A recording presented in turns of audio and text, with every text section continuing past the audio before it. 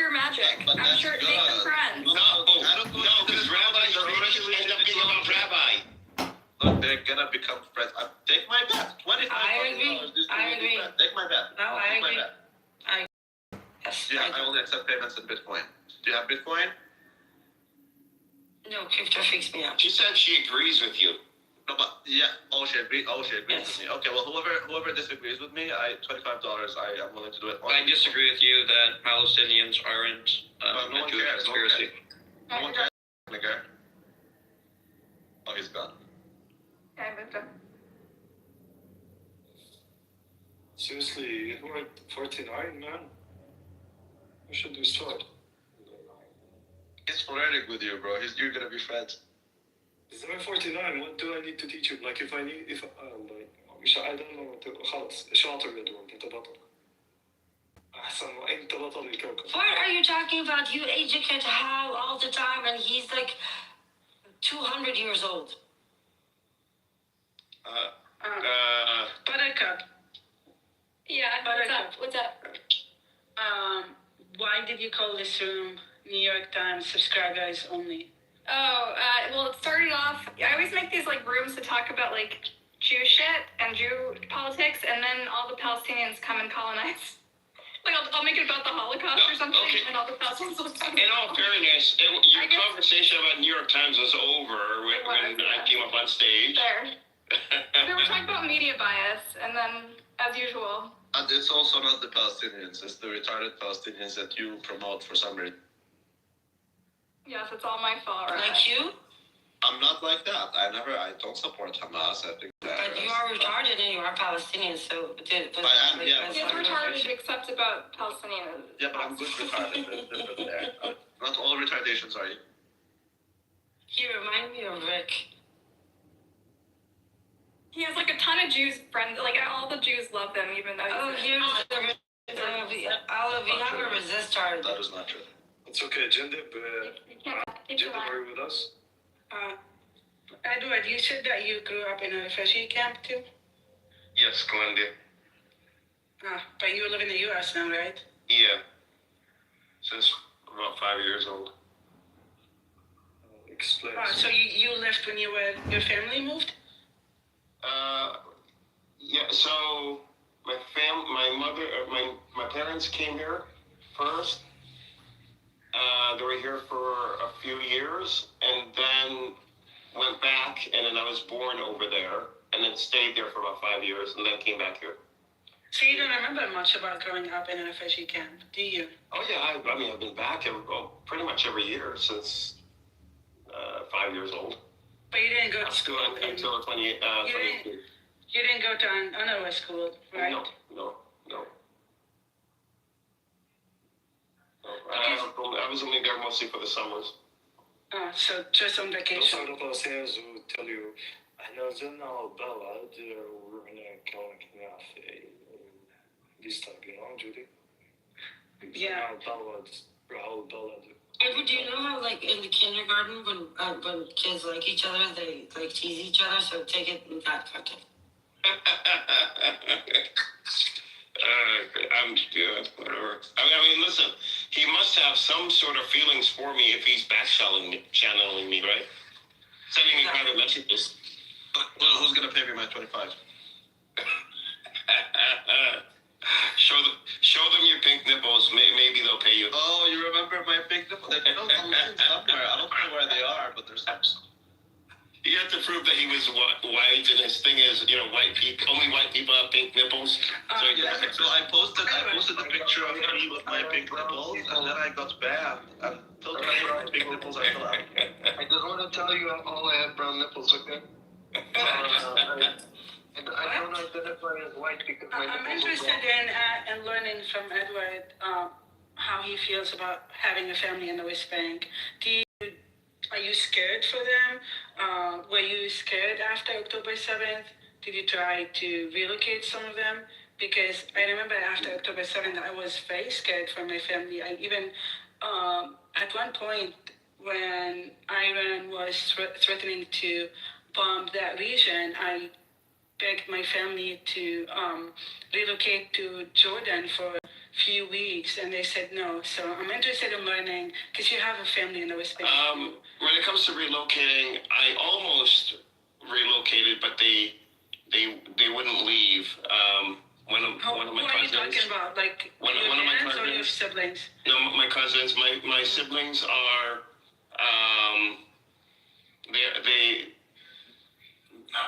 They are safe. I've had very close family members martyred before October 7th and after October 7th.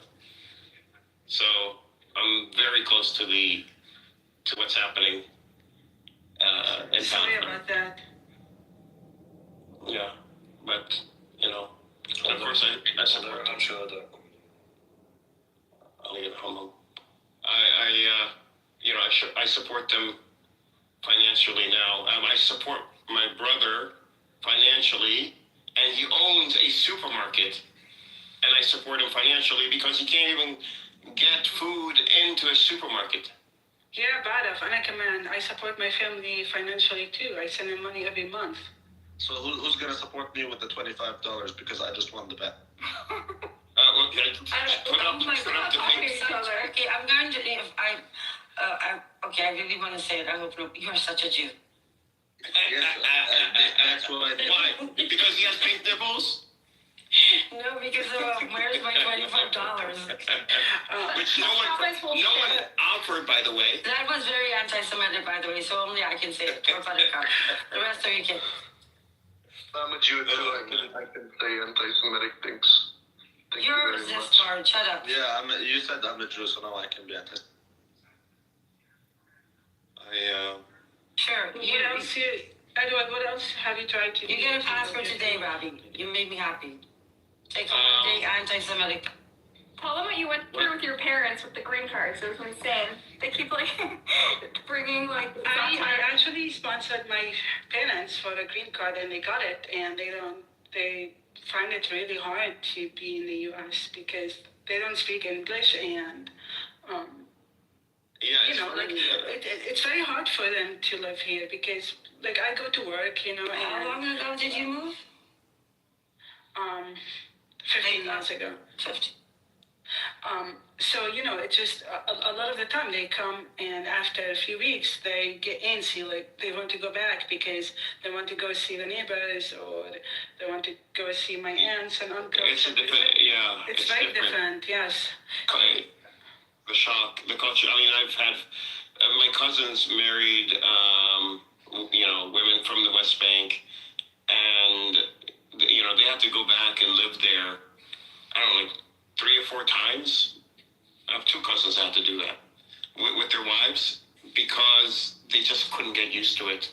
I mean, they're here now; they've been here for years, but they couldn't get used to it at first. It's very different. It's actually hilarious. The reason Judy had to get the green cards, remember? They keep bringing food like za'atar and spices. Yeah. Like the one time they got in trouble. How old are your parents? In their 60s. Okay. And where do you live, sorry? Or you don't want to say? I don't say in Which this state? room. I live in the Northeast. Okay. me too. That's we're gonna get Winter, say Manhattan. Hey, you and Judy should meet up. I feel like you're driving distance from each other. Oh, I wish I would live in Manhattan. I have a feeling Edward is like the sweetest person alive. Almost mind word. He is so sweet. 14. Okay, Rose, why you bring Sweet. I thought I was sweet until I saw him interact with Benny. I was like, wow. I just think it's so rare on this app, and I don't know. I think it's. Yeah, you went to Brent's space to shit on here, huh? Huh? I went to Prince's space? Didn't you? Yeah. Yeah, I went to Prince's space. I told Prince off. Edward does not like Prince at all. I know. No. I just told him off. All you guys, not just you, everyone. I think communication is the problem, and communication between Israelis and Palestinians is one thing, but then there's the communication between Palestinians is a bigger problem, if you ask me. So, but that's what it is. Prince is not It's a a really representation. big problem. I met since I moved here. I've been here for 15 years, and a lot of the times when I meet Palestinians in the U.S., it just there is something that we don't gather as a community, especially Palestinians who've never been to the West Bank or Gaza. They don't relate to our lives in the West Bank or Gaza.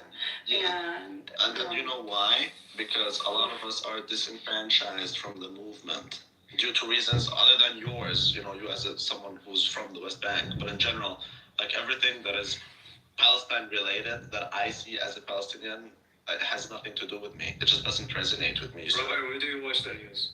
I watch the news on the only source where the news is watchable. That is X. Okay. Very much. Jack, it's okay to talk about our problems. You should be able to have difficult conversations in life. Isn't that the Jack that thinks we're a problem? This is the funny shit. Finally having a This good guy conversation. This guy thinks the Israelis don't know about it. They're literally spying our fucking phones. They orchestrated and engineered the problems in the Palestinian community. And this guy's like, oh, don't talk about it in a fucker. You're fucking funny, man. So fucking funny. Let's not talk about it. Because Israelis are listening and then the Mossad is gonna go and get names. Jack is also a good guy, but there's a lot of hypnosis. I love Yeah, Jack but like my chat. It's not about communication. Like, my national is bad. How do you explain it? It's very short fuse. Yeah, short fuse. Like, I want to explain to Jack, like, okay, جرب it. Okay, بعده مش فاهم. قسمك وامشي خلاص مش مطولين. He's a good guy. Jack, my life is worthless over there. Like, if I go visit my family tomorrow and I get shot in the West Bank, my family can do nothing to seek justice for me. My life has weight in the U.S. My life has no weight in the West Bank, even though I'm an American citizen. That is true. But that's why you were talking about refugee camps. And I think diaspora in general is a refugee camp, but honestly, I don't mind it. I like this refugee camp. I mean, my life is worth something in the U.S. My family here can go seek justice in court if someone comes and kills me. Back home, forget it. I'm nobody. Yeah, there's a set of laws here that protect you. And that's something that we don't have in So when you go back home, you don't find yourself. You don't realize, like, you don't find yourself. You lose your sense of belonging, or what's the deal? I feel scared when I go back home. Can you believe that, Jim? Scared of who? Of what? Of everything. Like what? Like, scared that I might be shot at a checkpoint. Scared of being harassed when I cross the bridge or the Olympic Bridge. I'm scared that if I speak up my mind, the PA might put me in jail. Scared that if I criticize no, they do. Come on, scared that if I say something against Hamas. بتمسح يا جندي. انت بتمسح مش كل الناس زيك. But you didn't finish. She's talking. No, I'm trying to tell Jenny. But those things that you went through growing up and you're still going through them. So I understand. But you don't find your potential as a person when you go back, visit and see your family and so on and so forth. Don't you have that sense of like, I want to go back and see things and have the smell of what's around the block you grew up on, that kind of stuff? I love seeing my family. Don't get me wrong, but I'm honest with you. When you live in the U.S. for a long time, you get to certain standards of safety. That if you travel, so you think you're safer in New York than I don't know, Ramallah or something? I don't live in New York. Well, anyway, I used to live in New York. I don't live in New York anymore. But the risk and the danger does not come from Palestinians, obviously, right? You're always concerned about the, getting harassed by the soldiers, by the army, by the checkpoints, by the crossing points, and so on and so forth, right? We can never know. That's the biggest. We can never know. But also, I feel that if I talk about political parties in the West Bank, I don't feel comfortable speaking up my mind over there. Like what? You're concerned the PA is gonna come and maybe Or something I'm else. not. Maybe I haven't lived there in a long time. Maybe things have changed. Correct me if I'm wrong. But No, they have not changed. Judy, I think your guard's a little bit up. I think it's some things are true, but many things are just in your head. But you cannot debate with fear. Like it's hard to take. Like if genuinely want to convince you, it's not gonna work. So you need time, but mostly what you're saying, it's in your head regarding like when you live, especially in a small town that, let's say, kind of disconnected from the conflict, a little bit of a bubble, like the day to day, like no, you enjoy it and you don't feel this, but takes time. So, but totally understand, like you cannot debate with fear. Like I'm so much Jack down there. Thank you.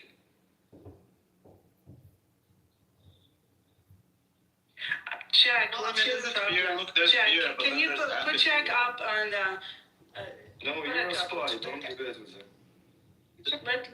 Let Jack speak. Let Jack talk. I think it's apathy more than fear for most people, bro.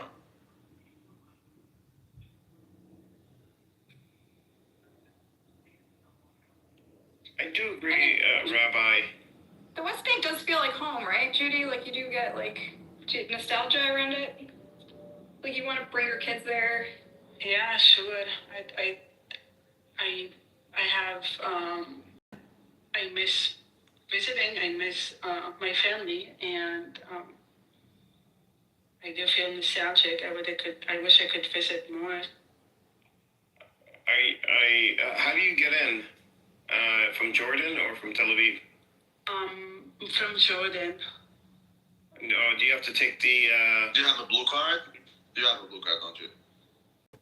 Your card?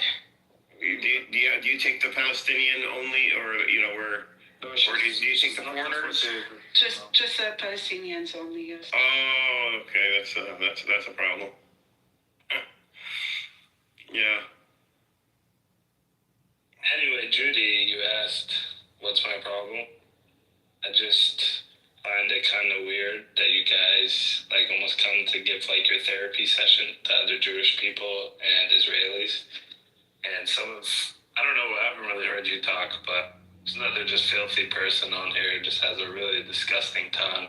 Every time he speaks, it's Jack, just like I've filth. known Buttercup for a long time. No, I'm not talking about Buttercup. She I'm talking gets about attacked Manny. all the time because of her views and opinions, and I've known her for a long time, for 15 years now. She always gets attacked because of what she says, and I don't know if I have a problem with Buttercup yet. I'm still trying to But decide. I think, Jack, what you're missing is Emerald and Benny are friends in the real world, and me and Judy are friends in the real world. We're not like doing posturing or on the line or anything. We're actually real friends, and we're just bringing our friends online. So I don't know why. Hey guys.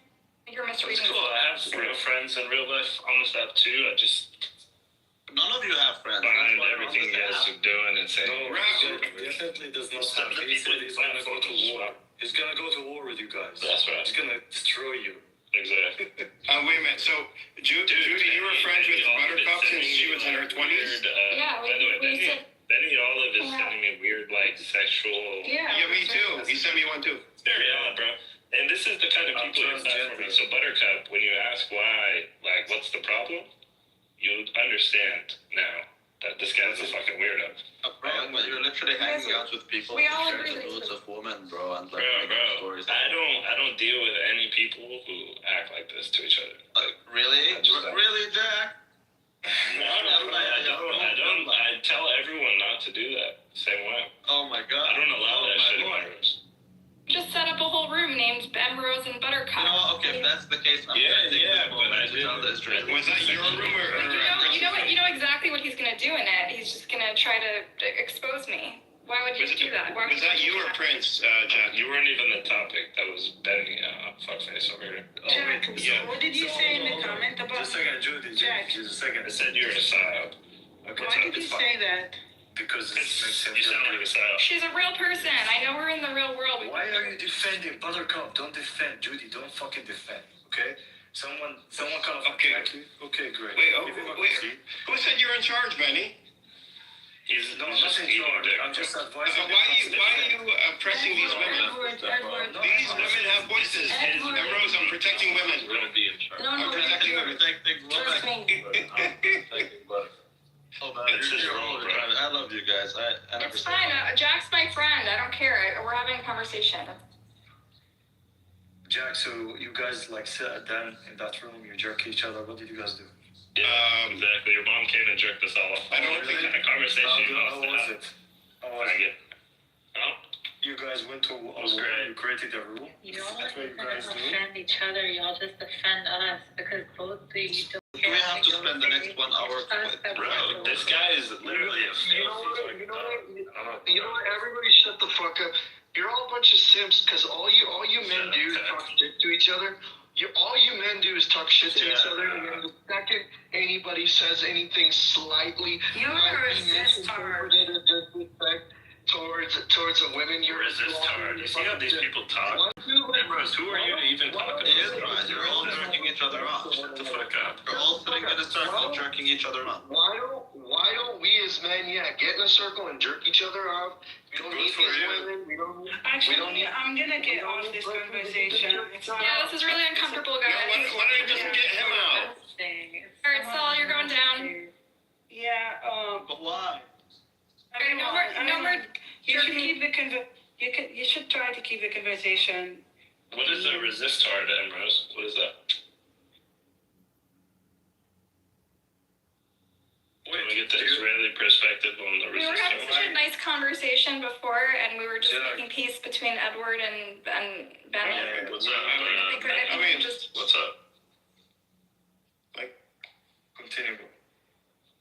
I'm asking, what's a resist hard to Ambrose?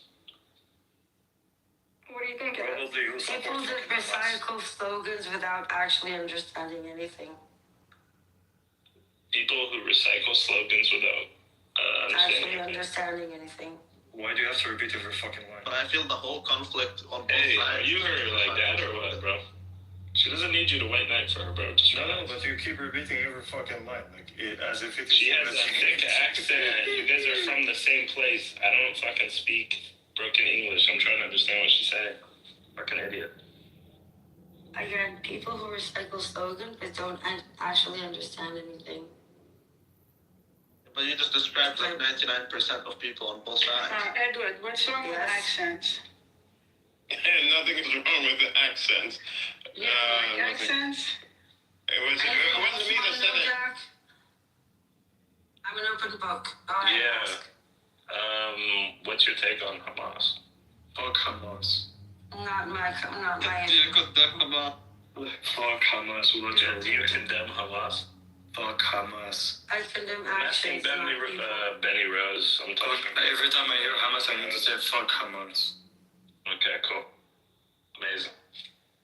Your fucking question is like 8th of October. 8th of fucking October. So, Emrose, do you think Yes.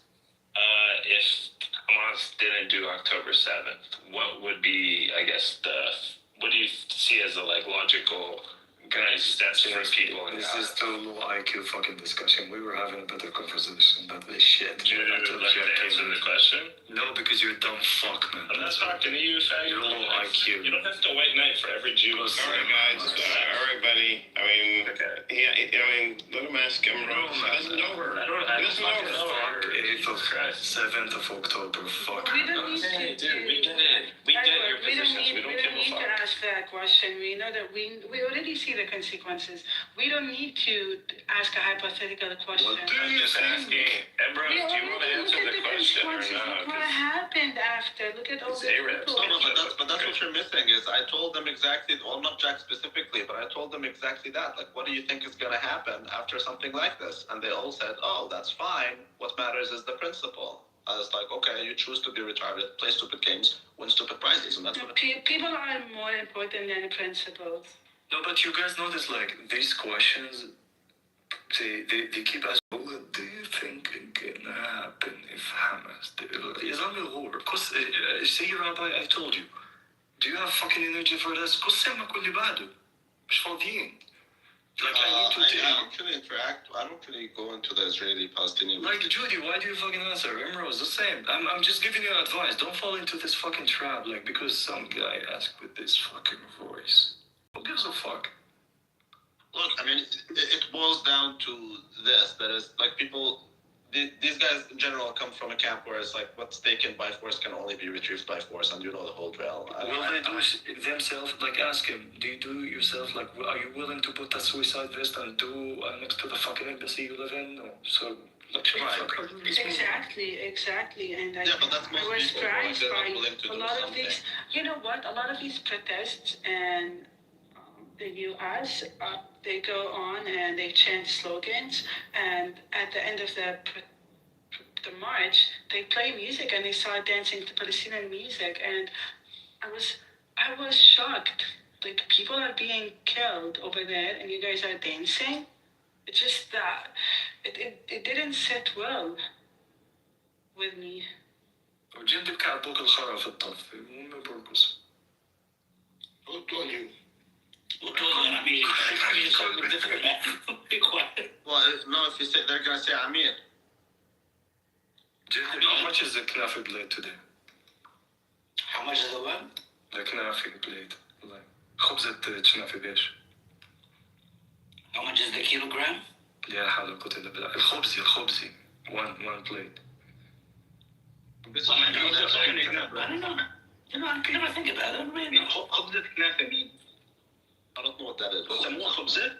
Really? They eat knafi with bread. Oh, that's disgusting. Who does that? I know, it's... Jindib. No, he doesn't. Jindib, do you do that? لا يا زلمة. I know to stop. Jindib, you don't do that. يا زلمة, please, that's true. If it's true, then Some people do eat knafi. They stuff it in a pita bread. Yes. Oh my God! Come on. Yes. Come on. عشان الله. You can actually make a meal out of it. My family in Naples does that all the time. Yes.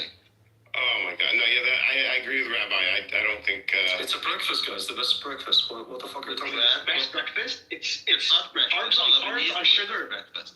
Dude, it's a breakfast. No, that's carbs on sugar. That's worse than cereal. What the fuck do you think pancakes is? Only pancakes are terrible as well. Oh, look, pancakes. We put the fucking maple syrup and double fat. Oh, that's look horrible. No. Oh my God, you're one of those? No, listen. Obviously, you need to have protein. Well, he owns a. Oh my God. He owns a. What do you? No, listen, don't talk about my business. But protein in the morning isn't healthy. The protein shake and stuff. Listen. So you think it's meant to eat knafa with bread in the morning, Bani Adam? Yes, listen. That's disgusting. No, I tried it many times. I didn't die. Still alive. Oh, I'm sure you're not gonna die immediately. No, listen. You're gonna get diabetes eventually, and then your arms are gonna fall off. Listen to the scenario. It's October or November. It's the olive oil harvesting season. You're gonna work like a whore in a field, and you need to eat something because no one's gonna come check on you, and you need to work the whole fucking day. Yeah, you need protein, bro. Go grab some what fucking protein, man? I'm telling you, you're gonna work like a whore in the field. Protein. So you go and you eat knafi in the morning as a breakfast. And you work like a donkey. And you work like a donkey that day. Okay? These analogies. ما بتحرق روحك على الصباح. I mean, he's just trying When to. the olives are enlisted for the next olive season, we're gonna enlist your This is like eating like sweet fucking chocolate the moment you wake up. What the fuck? No, sometimes the olive season is so fucking bad. Sometimes I want the settler to come burn our field. It's so fucking bad. Look, bro, is like at night, and you know it is an appetizer in Lebanon, but it's actually more of a dessert. And no, sometimes in the morning. Also bad. People are waking every fucking morning and eating knafi. That's what they think. Listen, I'm a big advocate of OMAD, only one meal a day. جندب السنة الجاية يجيبوا مستوطنين يحرقوا الطماط تبعنا زي كده.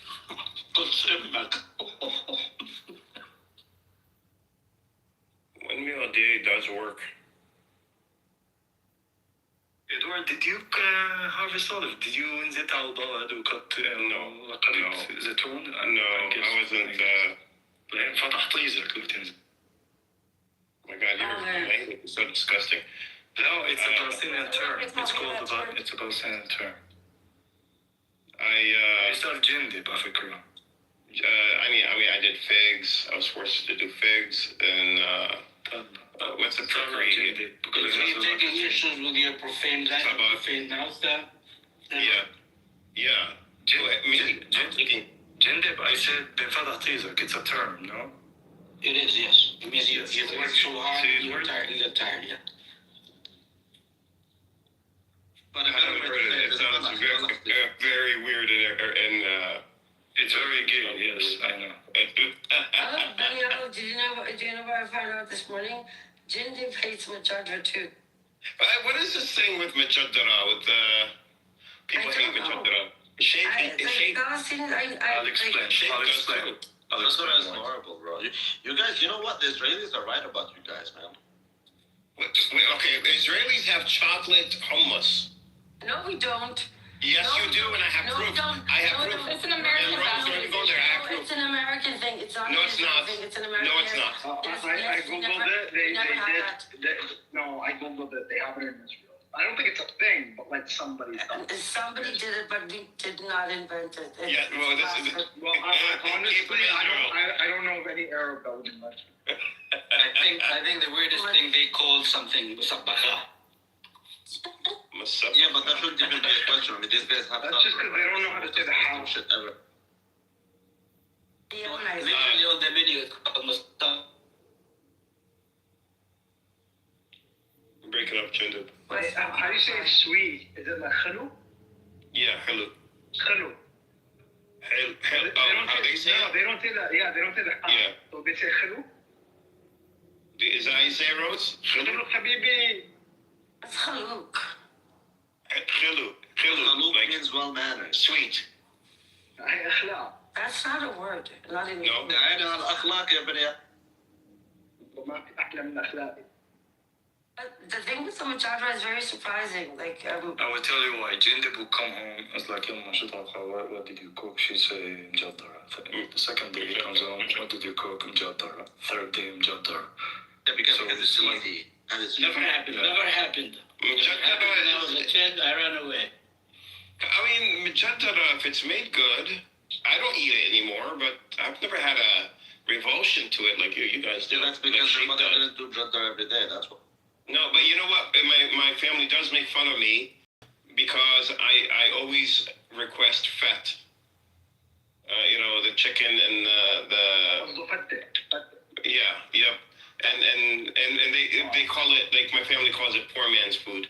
So I always request it, when what's my that? family. I don't know it. What is that? It's chicken. Not that. Okay, but this fine. It's like pita bread soaked in the mara'a, what's the mara'a? The stock, chicken the stock, yeah. And then you put you don't soak. No. You do crispy pita bread, right? Fried or oven baked, right? With rice, you layer it in with the rice, right? Chicken and like a yogurt and tahina and garlic mix as the sauce.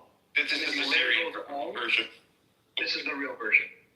And then you layer them all on top, and then you eat it while it's still hot. Because if the bread sits too long in the sauce, it'll get like soaking. You guys you need the shortcut. I put it in the chat. I know. I'm not gonna say, but I know. There's a word for it. Yeah, there's a word in Hebrew. Okay, I get it. I put it in the chat. You can check it. I don't like it, anyways. I only have basically it's lafa kilo. Buttercup, what were you gonna say? I said I have makluba in. Yeah, matluba. I don't. Why isn't everybody sick of matluba? I do the best matluba. You can't get sick of matluba. Oh my God! That's. I mean, matluba is okay. It's just okay. Depends. Matluba is what? Matluba is zahra? Zahra. Yeah, you can't get more of zahra. Zahra is good, but I don't like batinjan in it.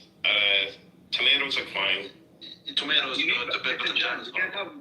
Wait, you can't put, what? You want matluba doing batinjan? Tomatoes are kosher. Oh,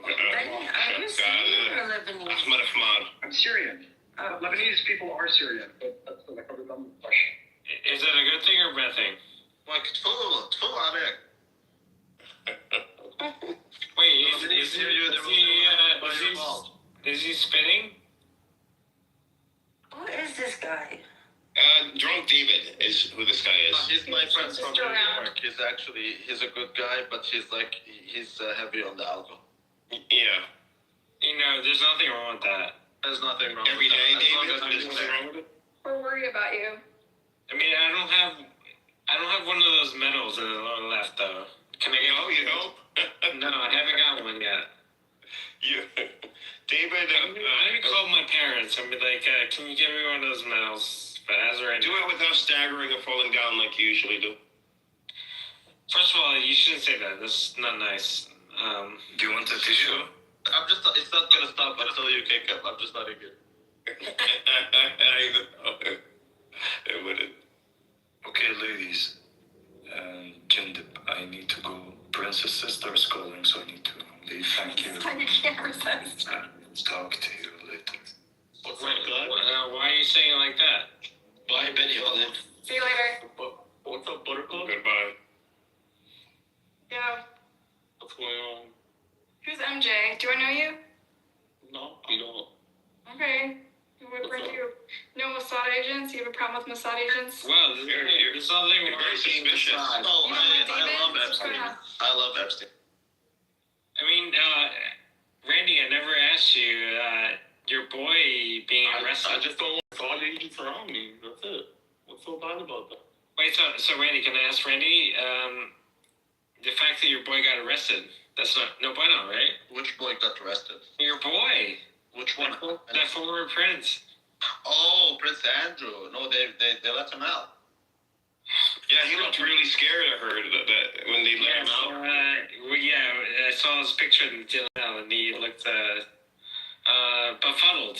Is that free? They didn't arrest him because of what he did to children. They arrested him because he allegedly suspected to release them. So Free yeah, but that's not why they captured him, bro. It's about information. right? Like what he did, like allegedly he was giving like confidential information about what the UK was doing, and he was giving it to Israel via Epstein. Hey guys, look. Well, I won't say that. He gets to Epstein. I don't know what he. Like our normal's picture with Epstein.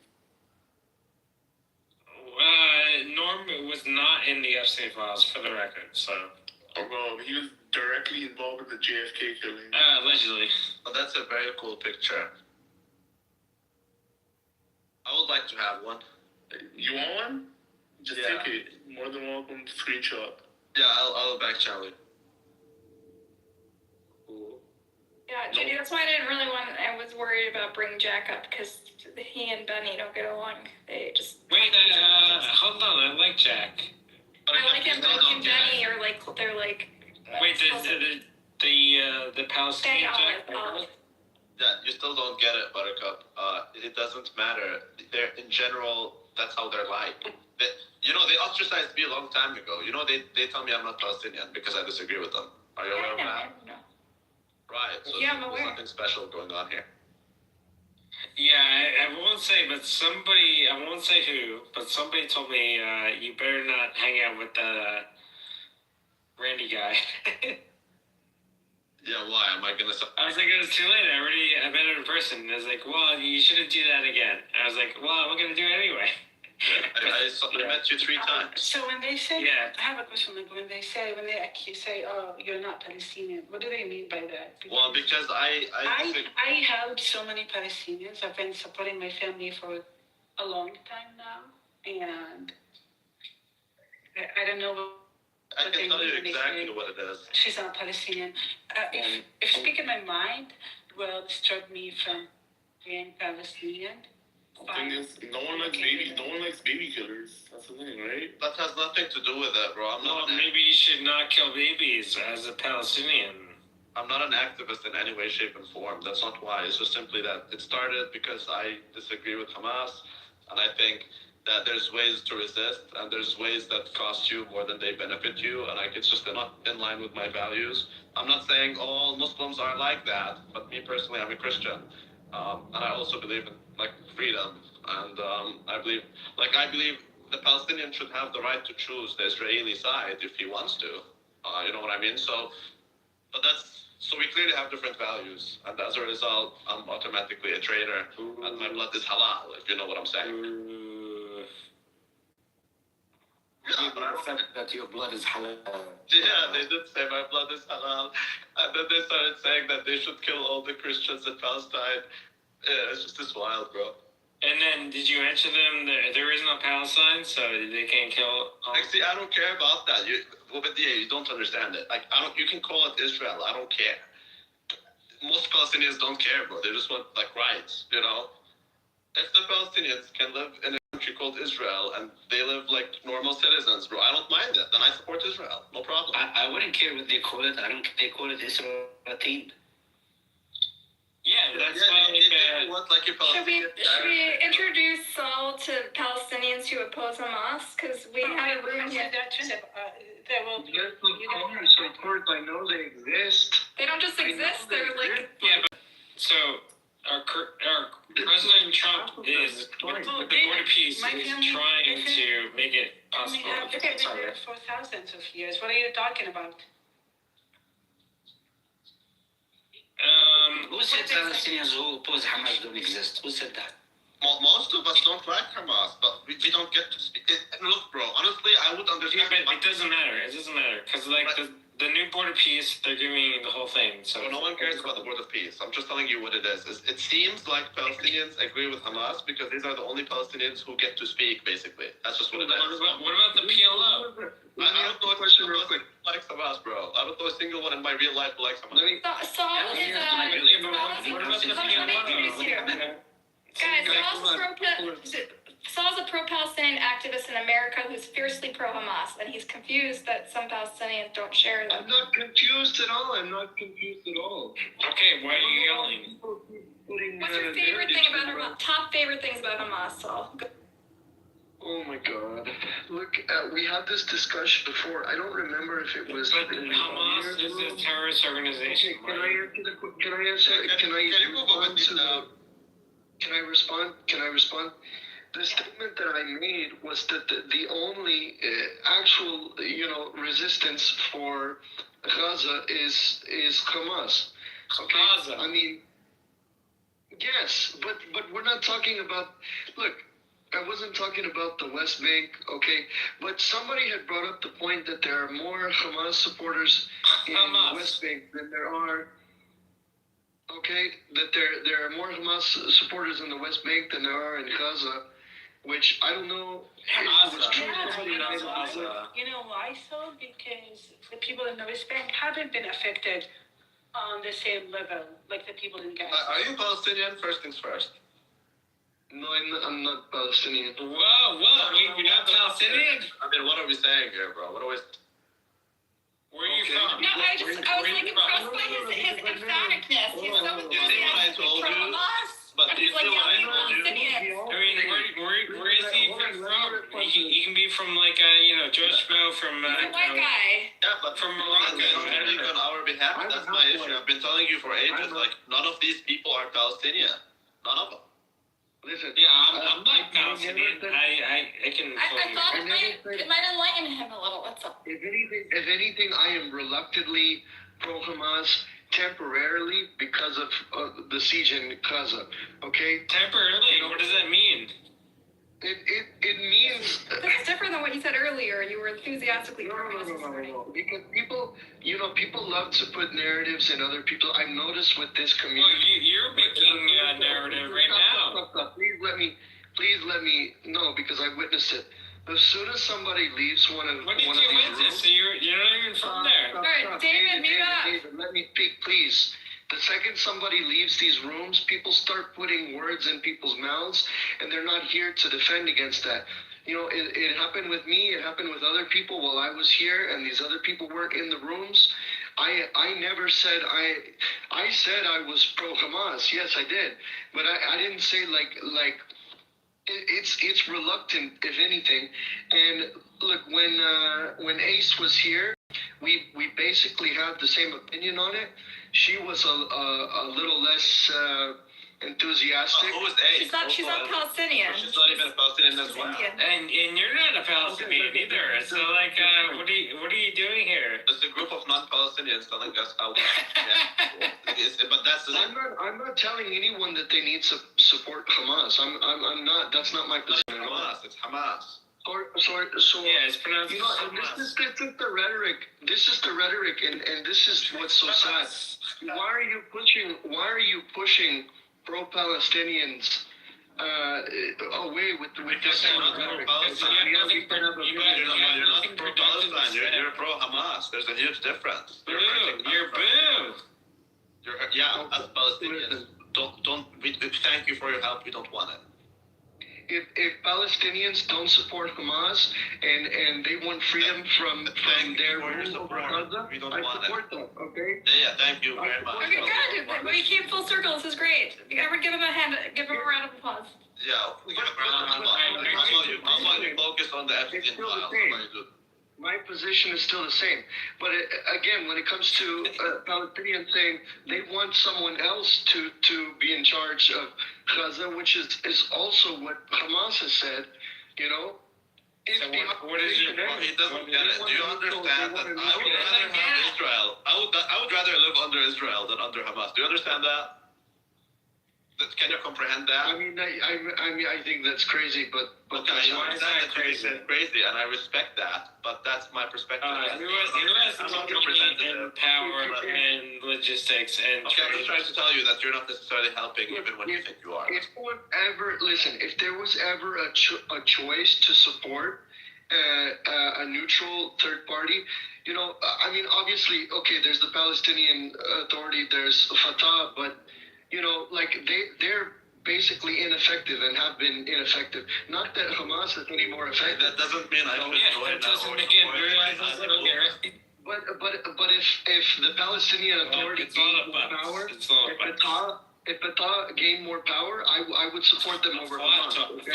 If there was a diplomatic solution, and I genuinely believed in a diplomatic solution, and I knew that the majority of Palestinians supported that diplomatic solution, then I would be on board.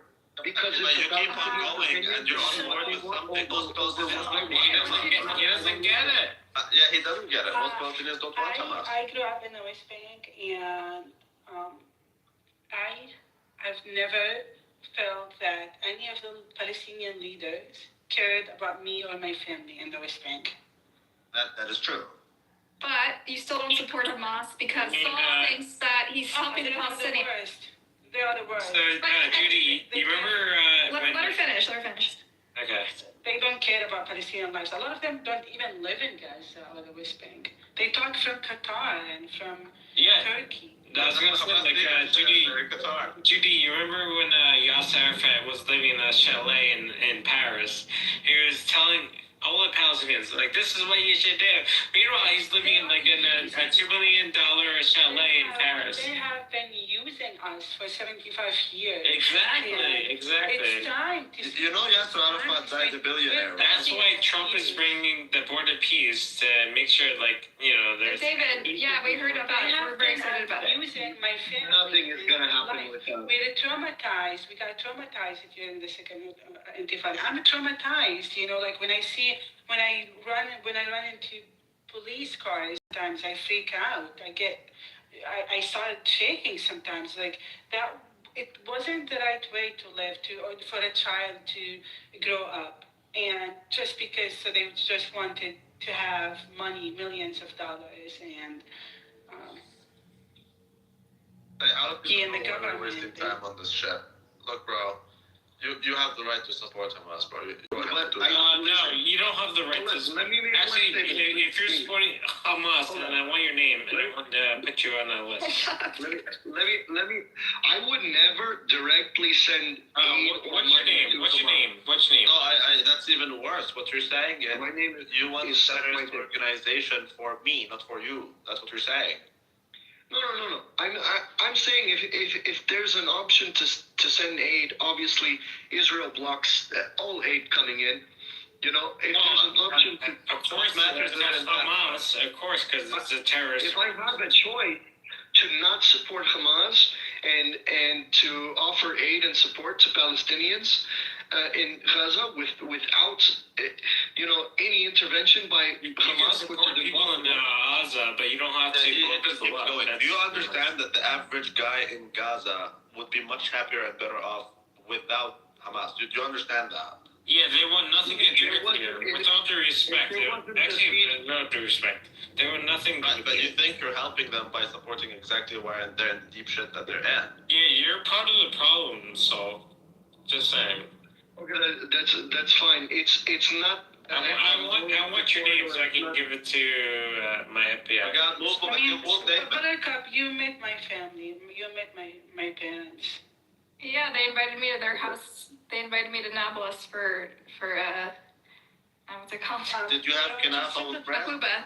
Huh? Did you have kanafa with bread in the morning, like Jindi? Wait, is that good? We had kanafa in the afternoon. Wait, what is kanafa? What is that? Okay, It's like a dessert. You read the title. It's a subject. Read the. I don't know what that means. Though. I don't know what that is. Yeah, but Jindi treats it as an appetizer. Randy, when we were hanging out, did you ever give me what is it called again? Me and Judy are gonna visit her parents next time. Now she has a passport. We're gonna go through Ben Gurion. I said I'm not going back to Israel until Judy can fly with me through Ben Gurion. We're gonna go visit her, maybe Lud. I don't know. Maybe her parents. You guys should visit a rabbi in Canada. Maybe that seems easier to get Wow, let's go. to the West Bank than to get to Rabbi. I mean, you can always do like a stopover, right? Oh, it is easier for you to go there than to come here. No, Rabbi could just meet us in Jordan. I mean, he's a great host. I mean, he hosted me in Montreal, and he's a great host. Rabbi said he's gonna give me a tour of Jordan. I saw David in Toronto, in Ottawa, and in Montreal. Yeah, the one in Montreal. I forget what was the name of the restaurant, the Middle Eastern restaurant. It was very good, by the way. It's a Syrian restaurant. And Buttercup, he was talking to the waiter. I had no idea what he was saying. but whatever he says to the waiter, it works. Great food came out. Yeah, so. Anyways, if I ever see you, Buttercup, I'll buy you a Happy Meal. It'll be in. Nice. You guys have Happy Meals in Amman? Yeah, of course we do. Oh, and not you. Who told you I'm gonna see you in Amman? No, they don't. They don't. They're not allowed to be happy. Of course we. Oh yeah, there you go. You have McDonald's? Come on, man. You're not allowed to be happy. Yeah. Bring in El Normo. No, he's blocked. You know, he listens to my rooms through Kitover. Wait, I like that. He calls up Kitover and he's like, I can't get into Buttercup's rooms, and then Kitover tells him where to listen. El Normo I love El Normo like my child. He's more sensitive than a clitoris. Yeah, so Buttercup, I actually met Norm in person. We had lunch together. How was it? Is he normal in real life? Of course not. Of course he's normal in real life. He doesn't meet normal people. Judy, will you come with me and Rabbi to Amman? Will we go visit the West Bank in Israel? We'll stop in Jordan. Yeah? I don't know if I want to travel to Amman. Rabbi is in Jordan? No. Rabbi, you're in Jordan? Please? His family's there. He knows. I'm from Jordan, but I'm in Canada. And dogs. I'm raised in Jordan. Which some Palestinians see that as an opportunity to say, oh, he's not a Palestinian, he's Jordanian. But like 60% of Jordanians are Palestinian. Good point. It's actually probably higher than that. Now, But Rabbi, you know that a lot of them still live in refugee camps and they have no path to citizenship. In Jordan, we have like maybe Yes. 60,000 of those. Yeah, and they have no path to But that's get nothing. citizenship. 60K is nothing relative to like we're more than Well, there are still 7 people. million. We're like 6-7 million people. Well, you said how many? You said 60,000 live in refugee camps in Jordan? They're in between the borders, technically, kinda. Wait, so then what is the king doing? There's a lot Bro, more. Jordan is the only country that gave us citizenships when Yasser Kharayat was walking around telling the countries not to give us citizenships because our existence, God created us so that we go do global jihad. But do you know that Rabbi, The only country that There's no Even all these people, they can't even travel outside the country because they don't have any document. Yeah, so It does suck to be in limbo like that. before Randy, before I met you, and I was thinking of going to Amman, or not Amman, sorry, going to Jordan. Amman is in Jordan. Or Amman, sorry. Okay, I apologize. It's talking about Oman. Amman? Or Amman. I meant Amman, sorry. But yeah, there was no like negative things. Like my travel concierge person told me like you're good to go when it comes to Amman. Well, Oman is pretty cool. It's just very boring if you don't know anyone. But otherwise, it's actually a very good place to be. It's very expensive. That's the only David issue. just drops his travel concierge. I need to I'd like to have a travel concierge. Yeah. But regardless, my point is like there are still things. Like for example, in Jordan, as Palestinians, the public sector jobs, right? But we dominate the private sector. Regardless, I would say Jordan is very good to us as Palestinians. Like, So weren't you advocating for those people in limbo who don't have any rights? I'm not an activist. I don't know their story exactly. I don't even. Yeah, know how come in Montreal you're not waving a flag that says free? Look, I'm self-interest. I'm as Jewish as it gets. Self-interested and rent-seeking in many ways. I don't know their story. I never cared enough to look into it. I don't think it's fair to criticize the Jordanian regime by saying, oh, there's 50 out of 50,000 out of 7 million who don't have citizenships, but take a look at all the other Arab countries, none of them have citizenships, right? So, no, I think Jordan... No, I totally agree with you. Yeah, exactly. I mean... We're treated like equals. Like, honestly, we are by the government. You don't have to agree with them 100%. Actually, Yeah, you guys I can asked for agree this, with so that like, more I want you to Maybe like 50%. In Syria, Palestinians were treated as equals in every way, shape, and form, except for obviously citizenship. But yeah, they served in the military just like Syrians. They got free education just like Syrians. Got all the benefits of being a Syrian without actually being Syrian. Palestinians in Syria got fucked. What are you talking about? No. The best, actually, if I may. Yeah, who was the bad guy from Syria? What's his name? There's no bad guy, bro. The world. If I may interject. No, but what was his name? The guy that fled to. Go ahead, Small. Small, what do you think? Who Okay. Actually, this is a very complicated and very delicate and sensitive topic to talk, even especially about the Palestinians in Jordan. But I would agree with Bani Adam. As far as Palestinians, I think in the whole Arab world, the best place that treated Palestinians the best way is Syria. Is that before? The reason why, okay, just a second, please. The reason why I say that, because we Palestinians have undergone a form of settler colonialism. The essence of settler colonialism is to erase us, erase our identity. Well, you should blame the British. I'm sorry? And Jordan is spearheading. Ignore David. What are you talking David, shut up. So you're saying Jordan was the one that spearheaded the erasure of... So Syria was the only country that actually allowed Palestinians to preserve their identity and at the same provided equality in all lives. Do they have citizenship? They were completely enfranchised in the system. I'm sorry. Just a second, please. They were completely. I'm sorry. Just who's talking? I'm trying to talk. I'm asking you. Because I'm driving. I can't see. Rabbi, you can ask him a question after. Okay, let me finish. Let Let him land his point. Okay. So they were completely enfranchised in all aspects of the system, except for the citizenship, which is rightly so. Palestinians themselves will not want to become Syrians. They want to be Palestinian refugees. I disagree. That's understood. No, I disagree. As far as, of course you disagree. I mean, I don't care if you with all due respect. With all due respect. So 2 points, please. The first one is you're saying the Syrians have been the best to the Palestinians. Is that after or before they got massacred in the camp of Yarmouk?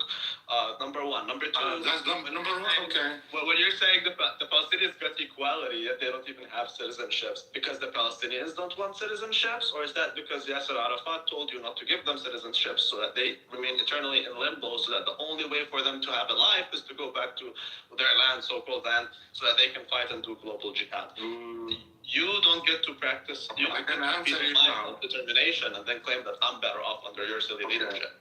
Can I answer you now? Yeah, go ahead and answer me, but Okay. how they have to provide. Okay, I got you. Okay, so the first one, you said Palestinians were massacred in the camp of Yarmouk. This will open a conversation. What you are saying is not true. Oh, it's not true. The government. Okay, just get a second. Wait, what do you mean it's not true? Okay, wait a minute. This will open a new conversation. I am not going to go into it. There are two sides to it. There is one side, the one that the Gulf, whatever, all this propaganda against the government of Syria is the one that promoted this. That's the Syrian regime is the one that did what happened in the camp. So respectfully. Just a second, please. But you can't tell us we have equal rights. No. Equal rights Wait a minute. under that regime. Okay, wait a minute. Then discount that regime. Wait a minute. I'm answering your question. Okay, you said that the Syrian regime is responsible for massacring the Palestinian people in the camp of Yarmouk. I never even said the regime. I never mentioned the word Syrian. You said the government, the previous government. I never even said that either. All I said is that. Or what did you say? He didn't say that. He didn't say that. Palestinians did not have a better deal in Syria. That is absurd. To say they have equal rights, but they don't have citizenships, and then blame them for it. Well, let me answer the second point. Palestinians just want a life, bro. They don't. Can you answer the first point? I'm sorry. Don't listen to him. That was David. He's trolling. Okay, so you've heard what he said. Whereas in Jordan, we actually have citizenships. We're treated exactly. Okay. Let me answer the second point. Maybe you want to moving David down because he keeps disrupting the conversation. Why is it that the Palestinians in Jordan don't mind citizenships, but Palestinians in Syria do mind them? So why? Okay, this is okay. Yeah, well, why is that? Okay, I'm going to refrain from answering this. This is a sensitive. Yeah, you're appropriate. Eat my ass. No, okay. I'm sorry. I said eat my ass. Don't be rude, Rabbi. Why is it sensitive? Why is it? Rabbi, he's a Palestinian warrior. Why do you have people like this in this room, bro? Nick, Rabbi, Rabbi. And you don't get to make statements and say, oh, I'm not going to answer it when you refute it. Hold on, Rabbi. Don't talk to Smoke like that. He's your elder, right? Like, this guy is much older than he's your dad. Yeah, I don't care. Don't talk to him like that. No, you should care. This is your culture. This is your culture. You talk about being a Christian. That has nothing to do with faith. When you are No. Listen, you talk about being a Christian. Christians don't do that. That's not in our values. That's not our morals. We respect our elders. Listen, and even in Arab culture, it doesn't. You don't have to be Christian. In Arab culture, let's go with your culture. Okay. So, okay. Are you Christian? Okay, Give well, us your culture. then you picked up. You're a Christian, so Right? your culture is to let a guy, a fool, all say whatever the fuck he wants because he's No, you can respond to him. You can do so without profanity. You can respond to him and you can do so without profanity. You can respond to him and you can respond to him without profanity. That's first of all. Second of all, yeah, Palestinians were killed in Yarmouk. A lot of the people that doing the killing, by the way, were also Palestinian. And to prove that they actually had equality, that very same government that ordered those deaths, ordered the deaths of Syrians as well. But yeah, you were treated like Syrians. You were killed like Syrians. You were given benefit for that equality. You kill it. You're equal to domestic. Just like Syrians were. Now, how is that the better? So yeah, you weren't killed because you were. Hold on. You weren't killed because you were Palestinian. You were killed because. And how is that a better? I'm still missing it. How is that a better deal than having? That means you got treated as equal. So how come then that the Palestinians in Jordan don't mind citizenships, whereas the Palestinians in Syria mind citizenships? Can you please respond to that instead of deflecting and getting it? A lot of instead of being like fake. Yeah, I'm trying to respond to you. Yeah, go ahead. A lot of the people in Palestine, right, were forced to on Jordanian citizenship was forced on the Palestinians because Jordan was created as an entity to erase the Palestinian identity. Yes. It was created as an entity. It was created as an. I'm trying to respond to you. Oh yeah. It was created as an entity in order to erase Palestinian identity.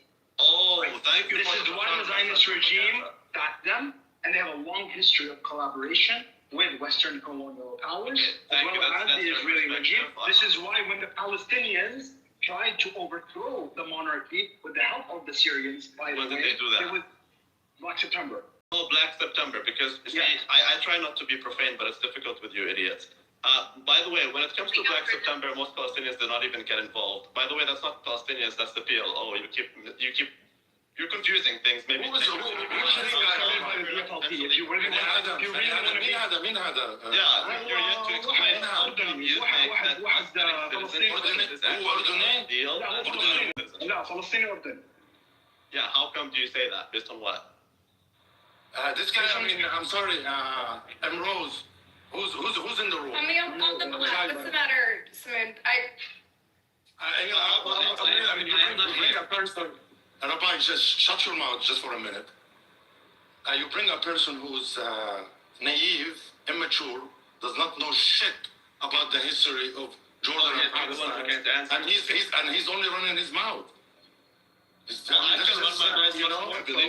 Benny Adam just answered you. He just answered you. You fucking idiot. He didn't. You're not my elder. No.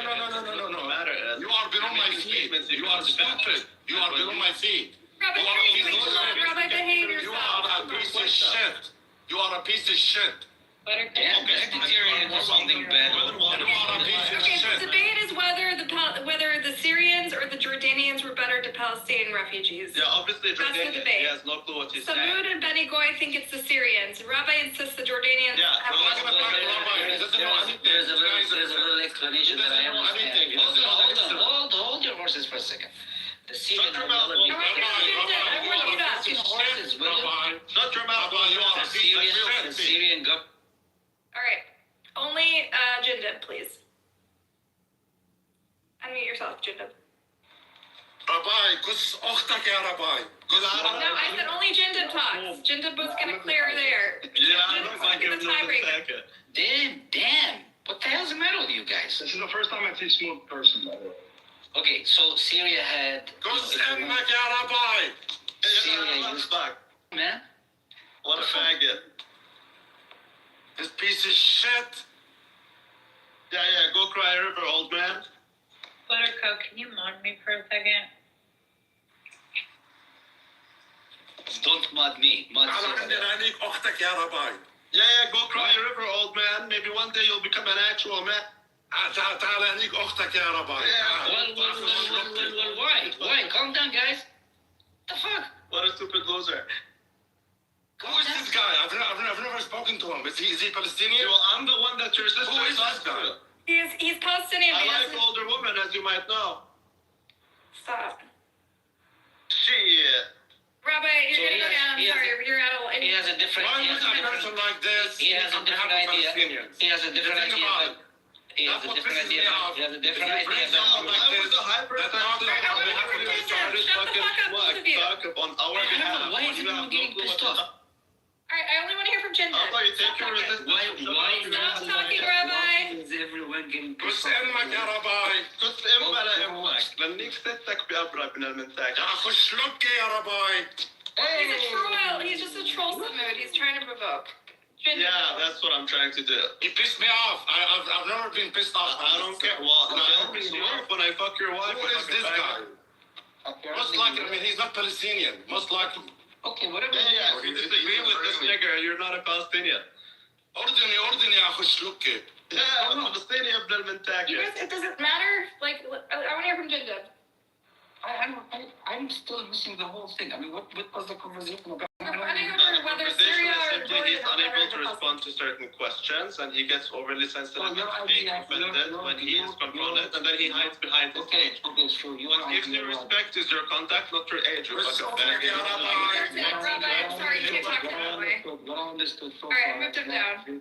what I understood is the rabbi thinks Jordan was kind to the Palestinians, and the Syrians were not as kind to the Palestinians, pretty much. That's the philosophy, right? That's what I understood. Yes. So why are his thoughts such a big deal? Such a big deal. He's from Jordan, so he has a bias, you know? And then Benny's from Syria, so he has a bias. And Samud just sides with Benny. That's how it worked out. Okay, so the same. No. I'm not saying this. Hold on. No. Wait, Hold on. Every Arab from Syrian land. Let Jindab finish. No. Because you said something that's wrong. What are you, children? What are you, like 5? No. I want to correct Buttercup. I did not say Syria because I'm Syrian. It's not because of my Syrian background. Right. It's because of objective reality. I'm sorry. Right. Okay. Thank you for saying that. Jindab, go ahead. So Syria had an ideology about every Arab who resides on their land is an Arab, is a Syrian, pretty much. And they did afford Palestinians certain rights in terms they had access to free education and so forth. They never gained probably Syrian citizenship, but I think that was based on the idea of the PLO or Arafat, because they did not want Palestinians to gain citizenship in neighboring countries because the idea is to go back home. That's one. 2, Jordan, in terms of the Jordanian nationality that was given to the Palestinians after the West Bank became part of Jordan, we became Jordanian citizens, right? Because Jordan kind of annexed the West Bank, right? And yes, it was imposed on us. I don't think we had a choice in it. But did Jordan afford us a lot of rights as Palestinians? Yeah, they did. We're Jordanian citizens. We are treated as Jordanian citizens. We had access to Jordan. The events of Black September, like they call them, was the result of Palestinian, the PLO and so on and so forth being on Jordanian land, with the friction that it created in the country, and that's that. That's pretty much it. That's how I understand things. Let me. Can I say one thing, please? And Samud, I understand. I know you think I'm sorry. I don't know what this man is. It's sensitive to talk about. What's so sensitive about talking This is about? a very delicate There's nothing topic. sensitive about it. It's sensitive because listen to what I'm going to say now. So the case with Jordan and Palestine. If you want me to give you a good analogy, imagine you have the Sinai, the Sinai You can give me an analogy. I don't know if it's going to be good, but an analogy. Jinder, please. Okay. Imagine you have the Sinai Desert and you have Egypt. And instead of Israel coming into Palestine, Israel goes and occupies Cairo and Alexandria. And then the British, they appoint the Hashemite king over the Sinai desert, okay?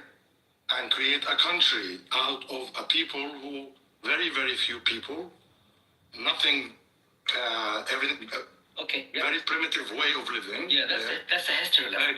Please, Jindab, let me finish. Jindab. Very primitive way of living.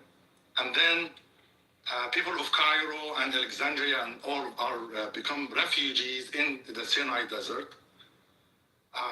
Now they go there. While they are there, they are not allowed to say anything to promote their own culture, Egyptian culture. But now they have a new culture, a new reality that is the Hashemite kingdom of the Sinai Desert. And yes, they are going to be citizens, but their identity is going to be erased. And that's what happened to the Palestinians who are in Jordan. 70% of the people who live in Jordan are Palestinians. Yet, their identity, what do you mean, okay? Let me tell you one thing. Let me tell you something. The essence of settler colonialism, the erasure of the native, the erasure in all aspects, erasure of history, identity, language, everything. So it's not just okay. The erasure of the Palestinian identity in Jordan is a big deal. A big deal. Yes, and it was done. I understand. I understand. Wait a minute. I'm not naive not to know this stuff, okay?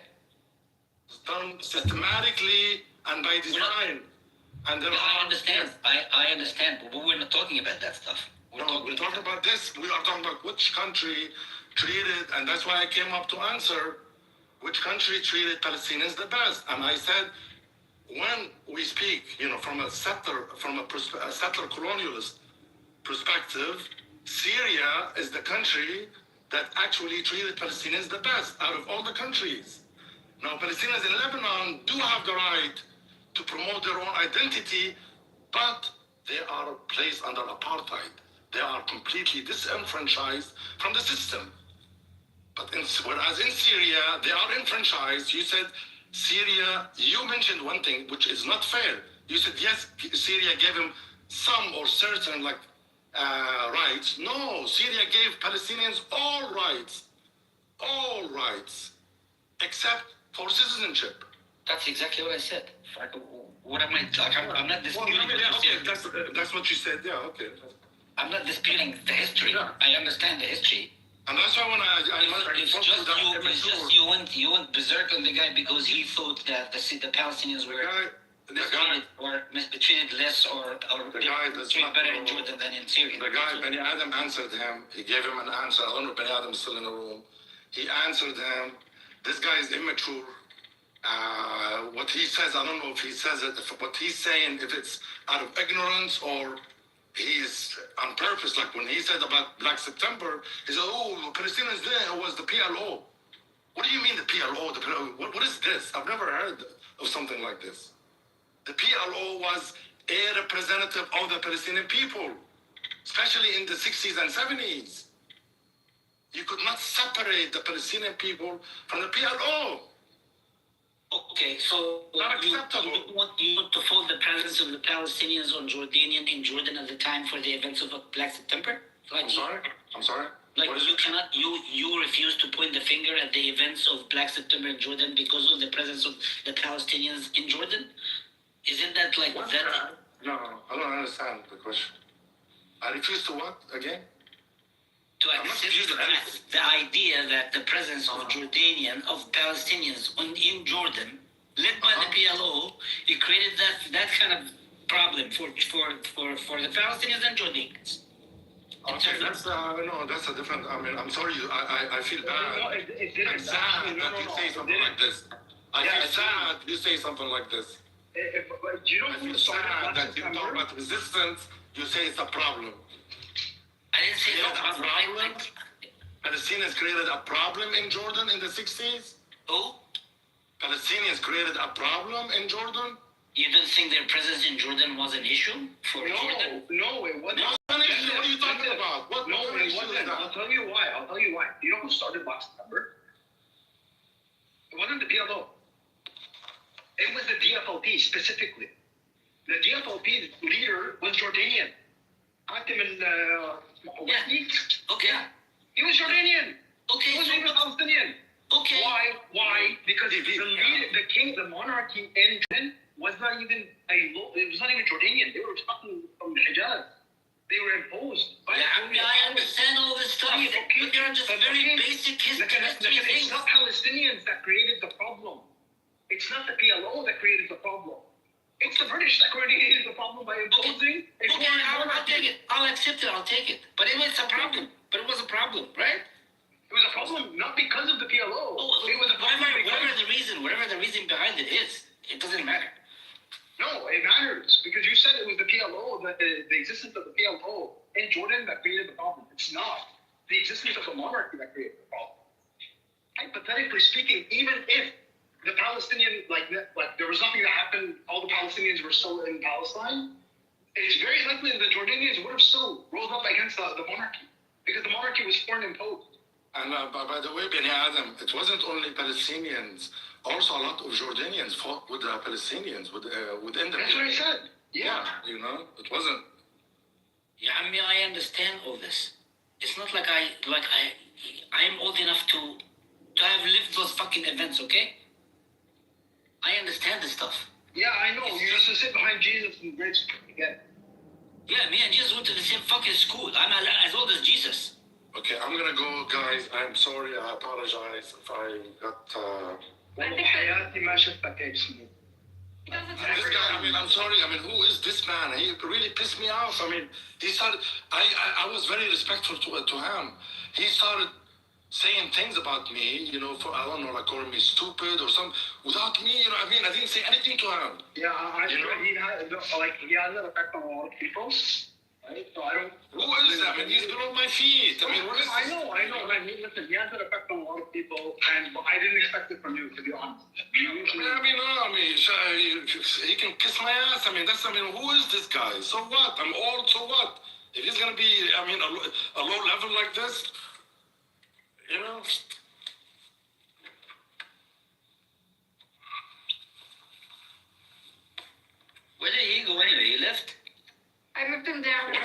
So he is Palestinian, that guy?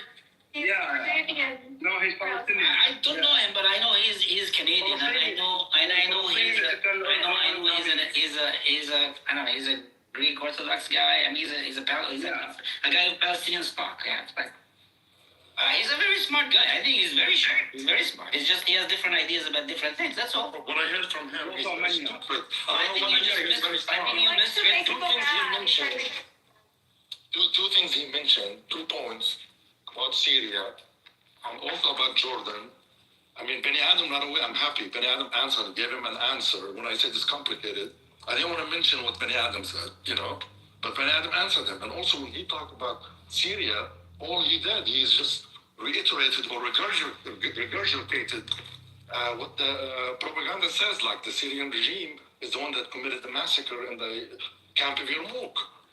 And the second thing, that Palestinians, Syrians prevented Palestinians from having their citizenship in there, which is not and also we are speaking now in hindsight. In hindsight now, if you go to any Palestinian in Syria and ask them, would you want a citizenship? They will say yes. But 50 years ago, Palestinians actually they believed that they were going to go back. It would be an insult to a Palestinian. I ran into people in the Gulf. I ran into people in the Gulf who were there since the 50s who refused to accept the citizenship of the. Yeah, exactly. Yeah. That stuff I know. Yeah. So what would he say? I mean, yes, it is clear Palestinians in Syria, in Lebanon, all of them didn't want to be, abandon their Palestinian. Who the fuck said that we want? Who the hell said we want to be Syrians or Jordanians or something? And for us as Palestinians, Nabil, I'm sorry, Habib, we were asleep one night in 1950. When we went to sleep in 1950, we were Palestinians. We woke up in the morning, Jordanians. That's what happened. We woke up in the morning, Jordanians. We weren't consulted or anything. We were annexed by Jordan. Why? Why were we annexed? To silence us. To make sure that we don't have an entity. And that's why all the activities from 1948 until 1967 were in Gaza. That's why Israel doesn't like Gaza. Because Egypt gave freedom to the Palestinians in Gaza, whereas Jordan prevented Palestinians from speaking out in the West Bank. By the way, and now when you say that, now you say, yeah, Jordan treated Palestinians. This is good? Do you think, Jinder, this is good? This was good? Did I say that? No. I'm just saying, now, you see, we can speak in a reductionist manner and say, oh yeah, Palestinians in Jordan have citizenships, therefore, yeah, they're... No, it's not the case. This is why I said it's a complicated, delicate, sensitive, issue. It will offend Jordanians who could be in this room, with all due respect. I don't want to offend anyone.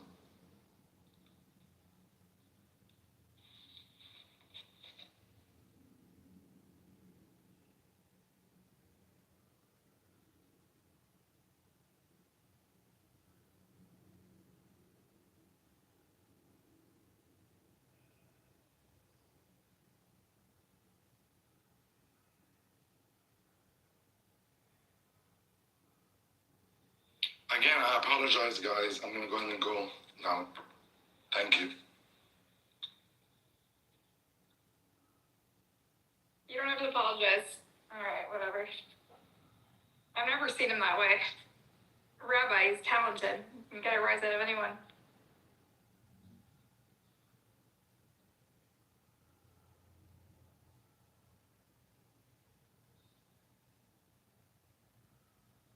Isn't it subjective, right? Who was better? They're better in different ways.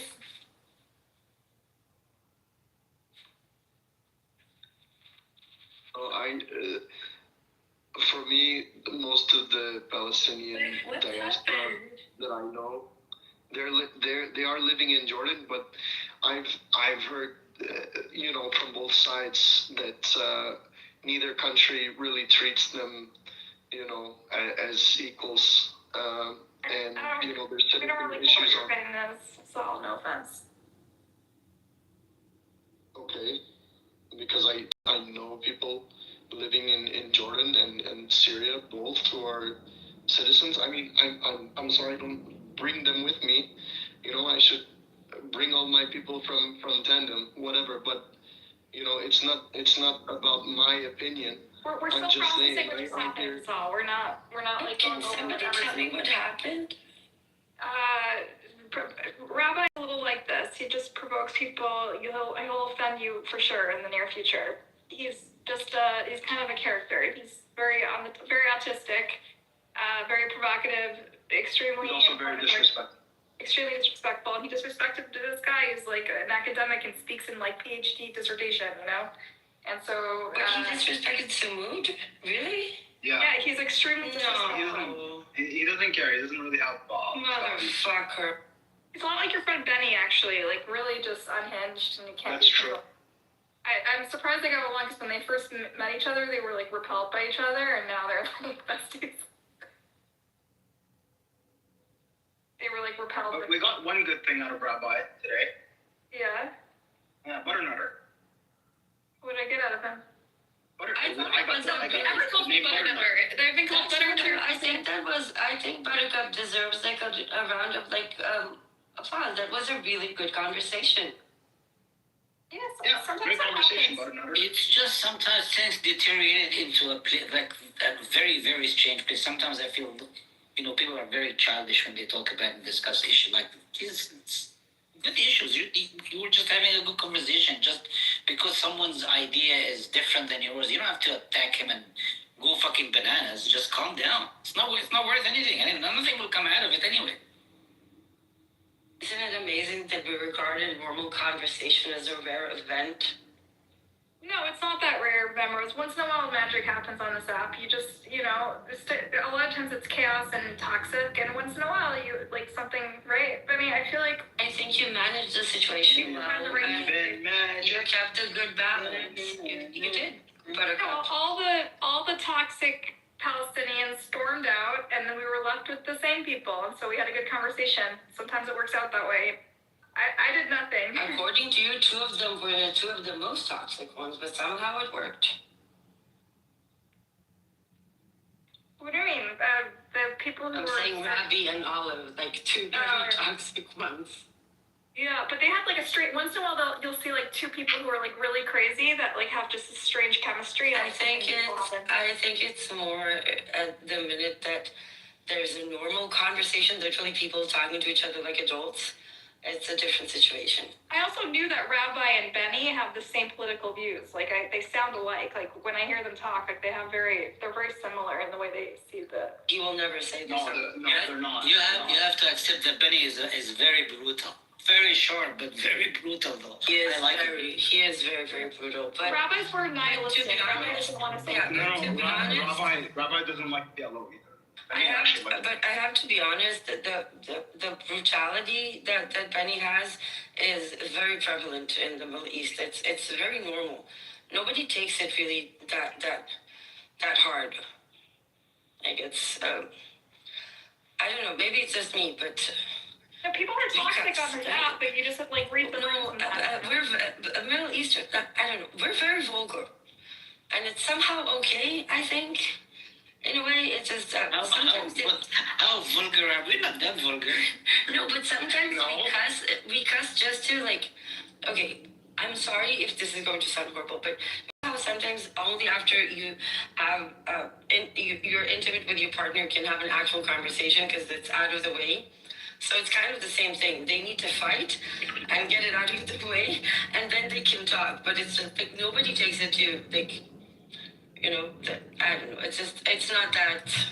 I know. I'm very vulgar. I mean, I know I'm a vulgar person. I know I am. We're not that vulgar. Just for the sake of being vulgar. We do curse a lot.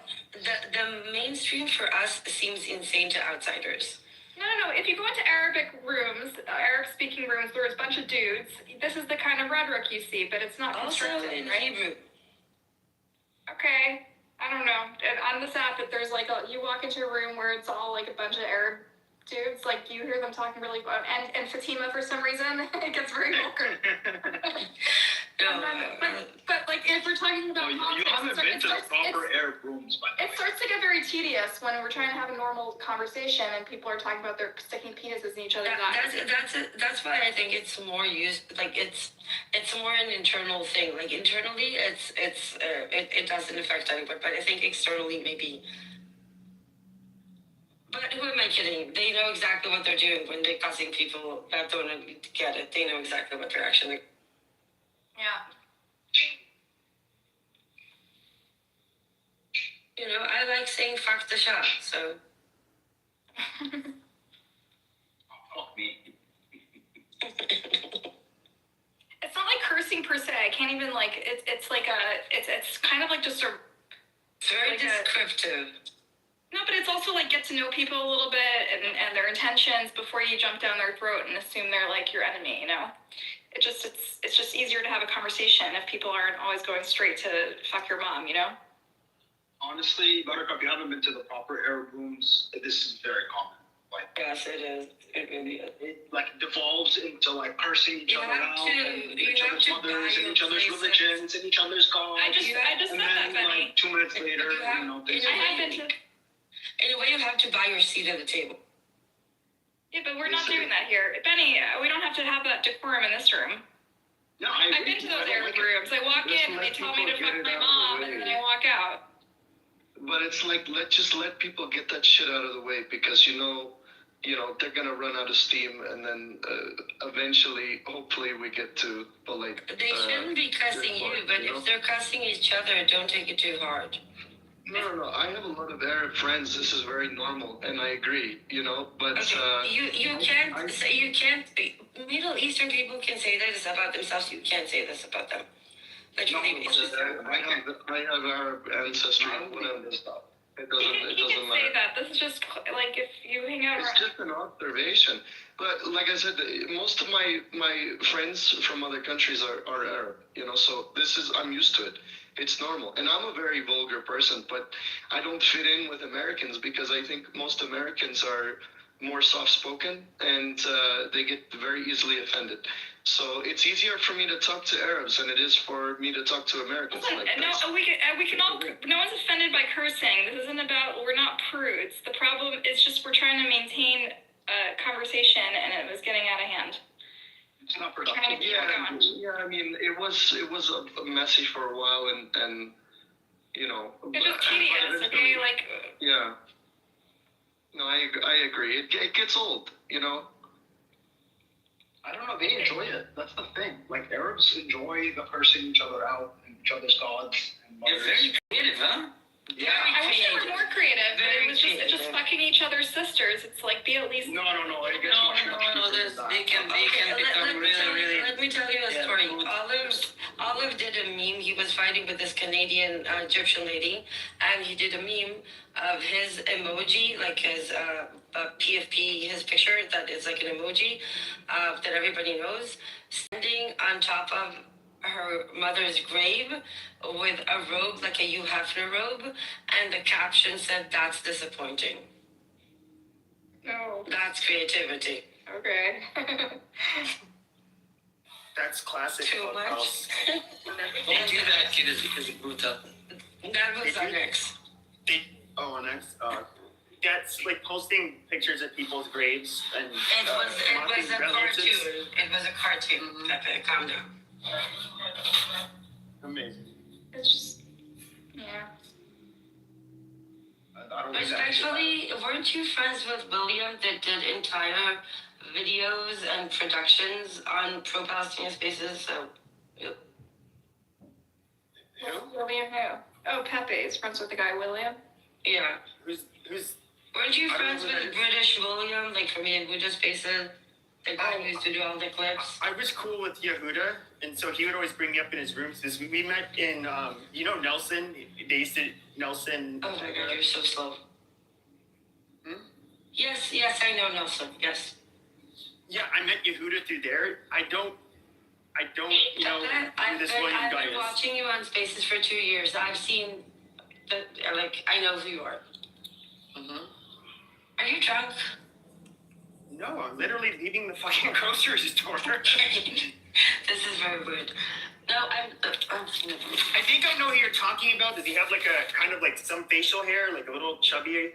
No, William, he's a British dude. He used to co-host for Yehuda, and he used to record hours of pro-Palestinian spaces and then turn them into soap operas. He did like the whole AI, the music, the dubbing, the whole, like he was obsessed. He would just spend hours on it. It doesn't ring a bell. There's a guy like, I forget his name, but he used to serve in the military in Britain and Australia, who was often with him. And No, you remember William, like British dude. You can't miss. Looks like straight out a villain from Harry Potter. I would say that I'm somebody who is in many different groups on there. So most of the people on X I know are pro-Israel. Then there's some that are the opposite, but that's I don't really go into the pro-Zionist rooms and stuff. You used to a lot.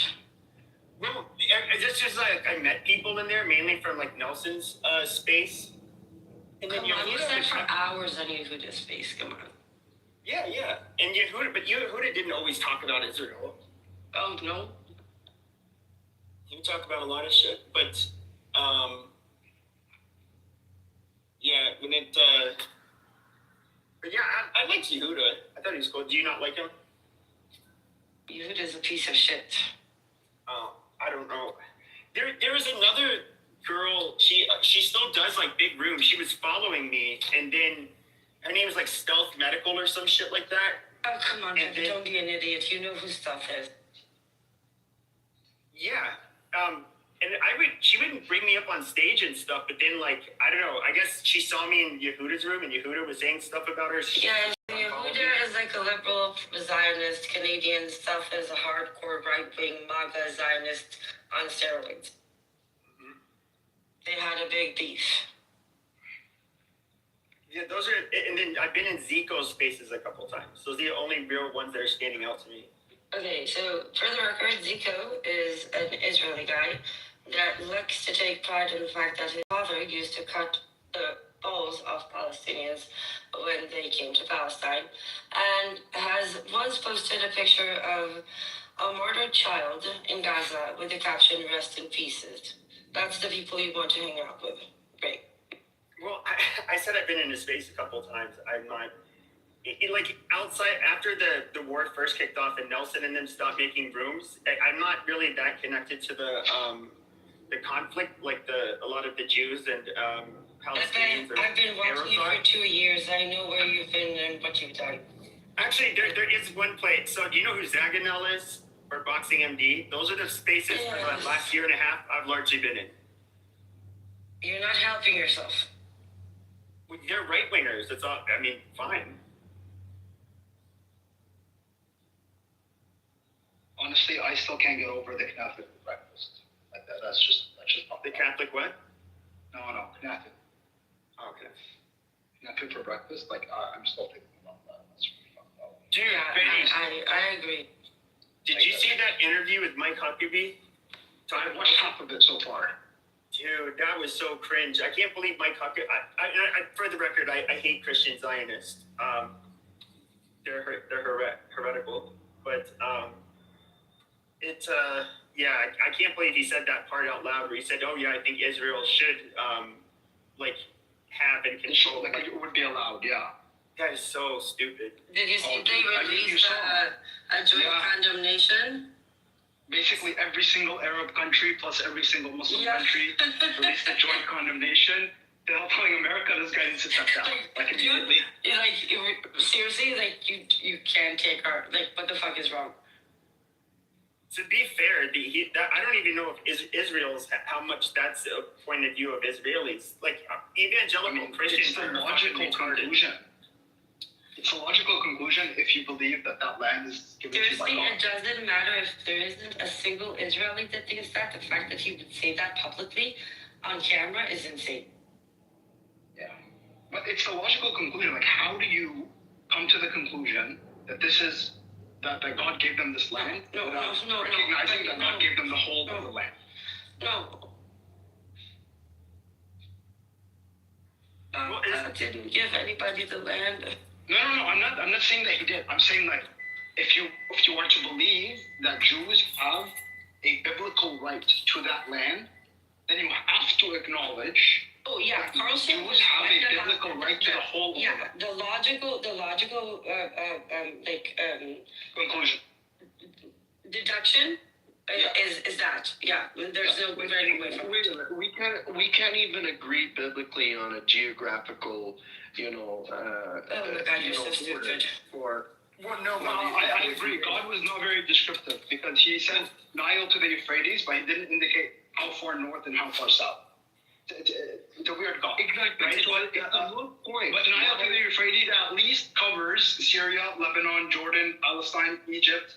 If you are to include the Delta, which I mean, you could make an argument for. And the most stupid argument ever. But my question is though, did Jews believe that Abraham told them from Euphrates to the river, or is that Euphrates to the Nile, or is that Mike Huckabee's biblical understanding? Is that the actual words in the Bible do not say one of the river's names. It says the Great River to the Euphrates, I believe.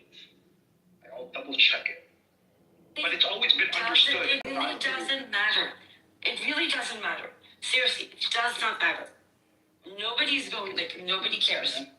Nobody. No, some people do care. Clearly, the U.S. ambassador to Israel cares, right? The people who care need to be under care, right? That's fine, but the people who care are in charge.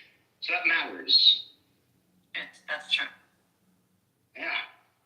I don't think the people in charge care. I think they're using it as a narrative. No, I think they do. They do. Actual Christian Zionist. So is Chris Hedges.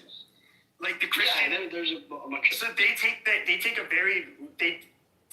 read the Bible in a way that it's not supposed to be read. They do the sola scriptura, where they just take it at its word, which is really dumb. Yeah, and so they believe God promised Jews this land. And so if it says, from the river to the Nile, yes, they're going to say that has to happen because they want Jesus to return. And if that's what it takes, yes, they want Israel to control that land. That's their black and white way of looking at it. Which is biblically inaccurate anyways, and before Schofield, these interpretations were very, very fringe. So, you're preaching to the... No, that's not even true. No. Can I solve the whole issue and just declare myself the new Messiah and get it over with? Amen. Can I? So what happens? Okay, I'm the Messiah. So if I show up, what happens?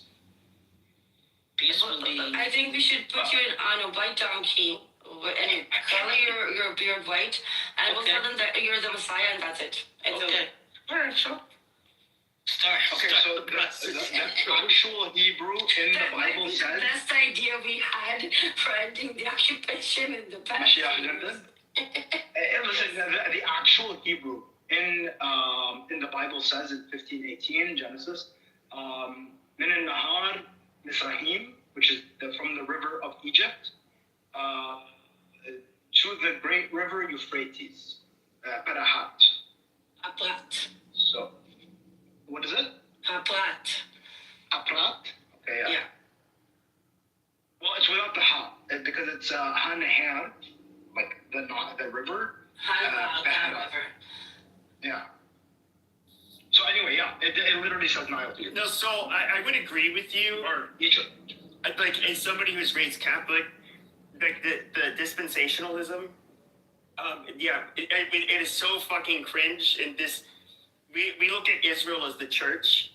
That's literally how it's been interpreted by all of the Christian denomination. I have a question for Benny. Orthodox or Catholic. Yeah. Like, Did actually guys say that, or is that something from the figment of someone's imagination? no, he said it live. No, so like Through a microphone. so you're talking about the tradition. The tradition is that yes, this is what God said.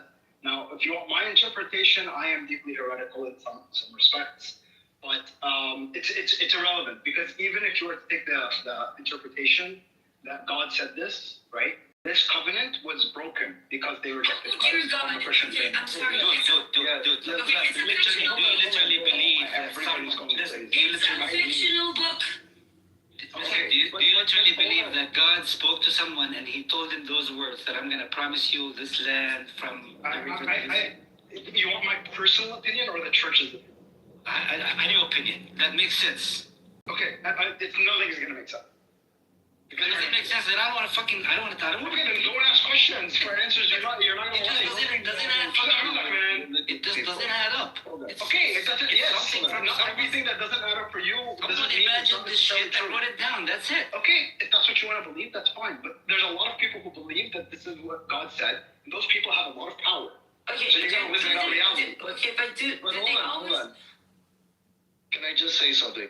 You know, it matters to people who are Jewish and Christian, and that narrative and the accuracy is important because, you know, a lot of these people who are on the fence are using their Bible to dictate their morality, right? Okay, so let's say I can convince. Let's say I can convince. Hold on. Let's say I can convince 50 million people to become followers of this new religion that I will come up with that effectively says that I own Canada, right? Yes. God promised me Canada. 50 million people, right? Do I still have to respect that? Because they say you have to. No, it's not about respect, Rose. It's about living in the reality that there are 50 million people who want to conquer Canada, and the Canadians have to deal with that reality. However, acknowledging reality does not mean enabling delusion. Two different things. That's fine. I'm not telling you to enable delusion. What I'm saying is there are hundreds of millions of people who believe this to be literal and still intact. This covenant to be still intact. That's a problem. Therefore, there's a huge problem, not just for Palestine, but for Syria, Egypt, Lebanon, Jordan, Iraq, Turkey, Saudi Arabia, Kuwait. Because rationality and logic goes out the fucking window. So Benny Adam, so do you think God was not familiar with like South America at the time? He only knew Palestine and he didn't know where like Brazil is or something? Well, he didn't promise them Brazil, so what does it matter? No, I mean, if you really want it, for some reason, you only want that area for some reason, huh? No, listen. If you really want to make fun of it, just say that like this is a weird God that doesn't know that North and South exist because you gave us borders from east to west. What are the borders from north to south? So very bad down to Antarctica. So he was lousy at geography too. Damn. I mean, if you want to give like a fair criticism, right? Then yeah, and like Nile up to where? Because the Nile extends all the way down to Ethiopia, right?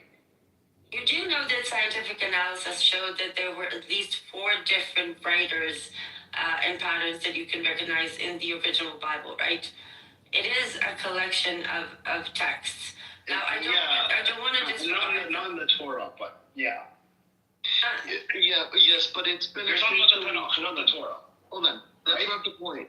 There are a lot of people in positions of power who look, the Bible and the Tanakh are canonized, right? Officially, there's not like different versions. For the love of God, this is not a religious conflict.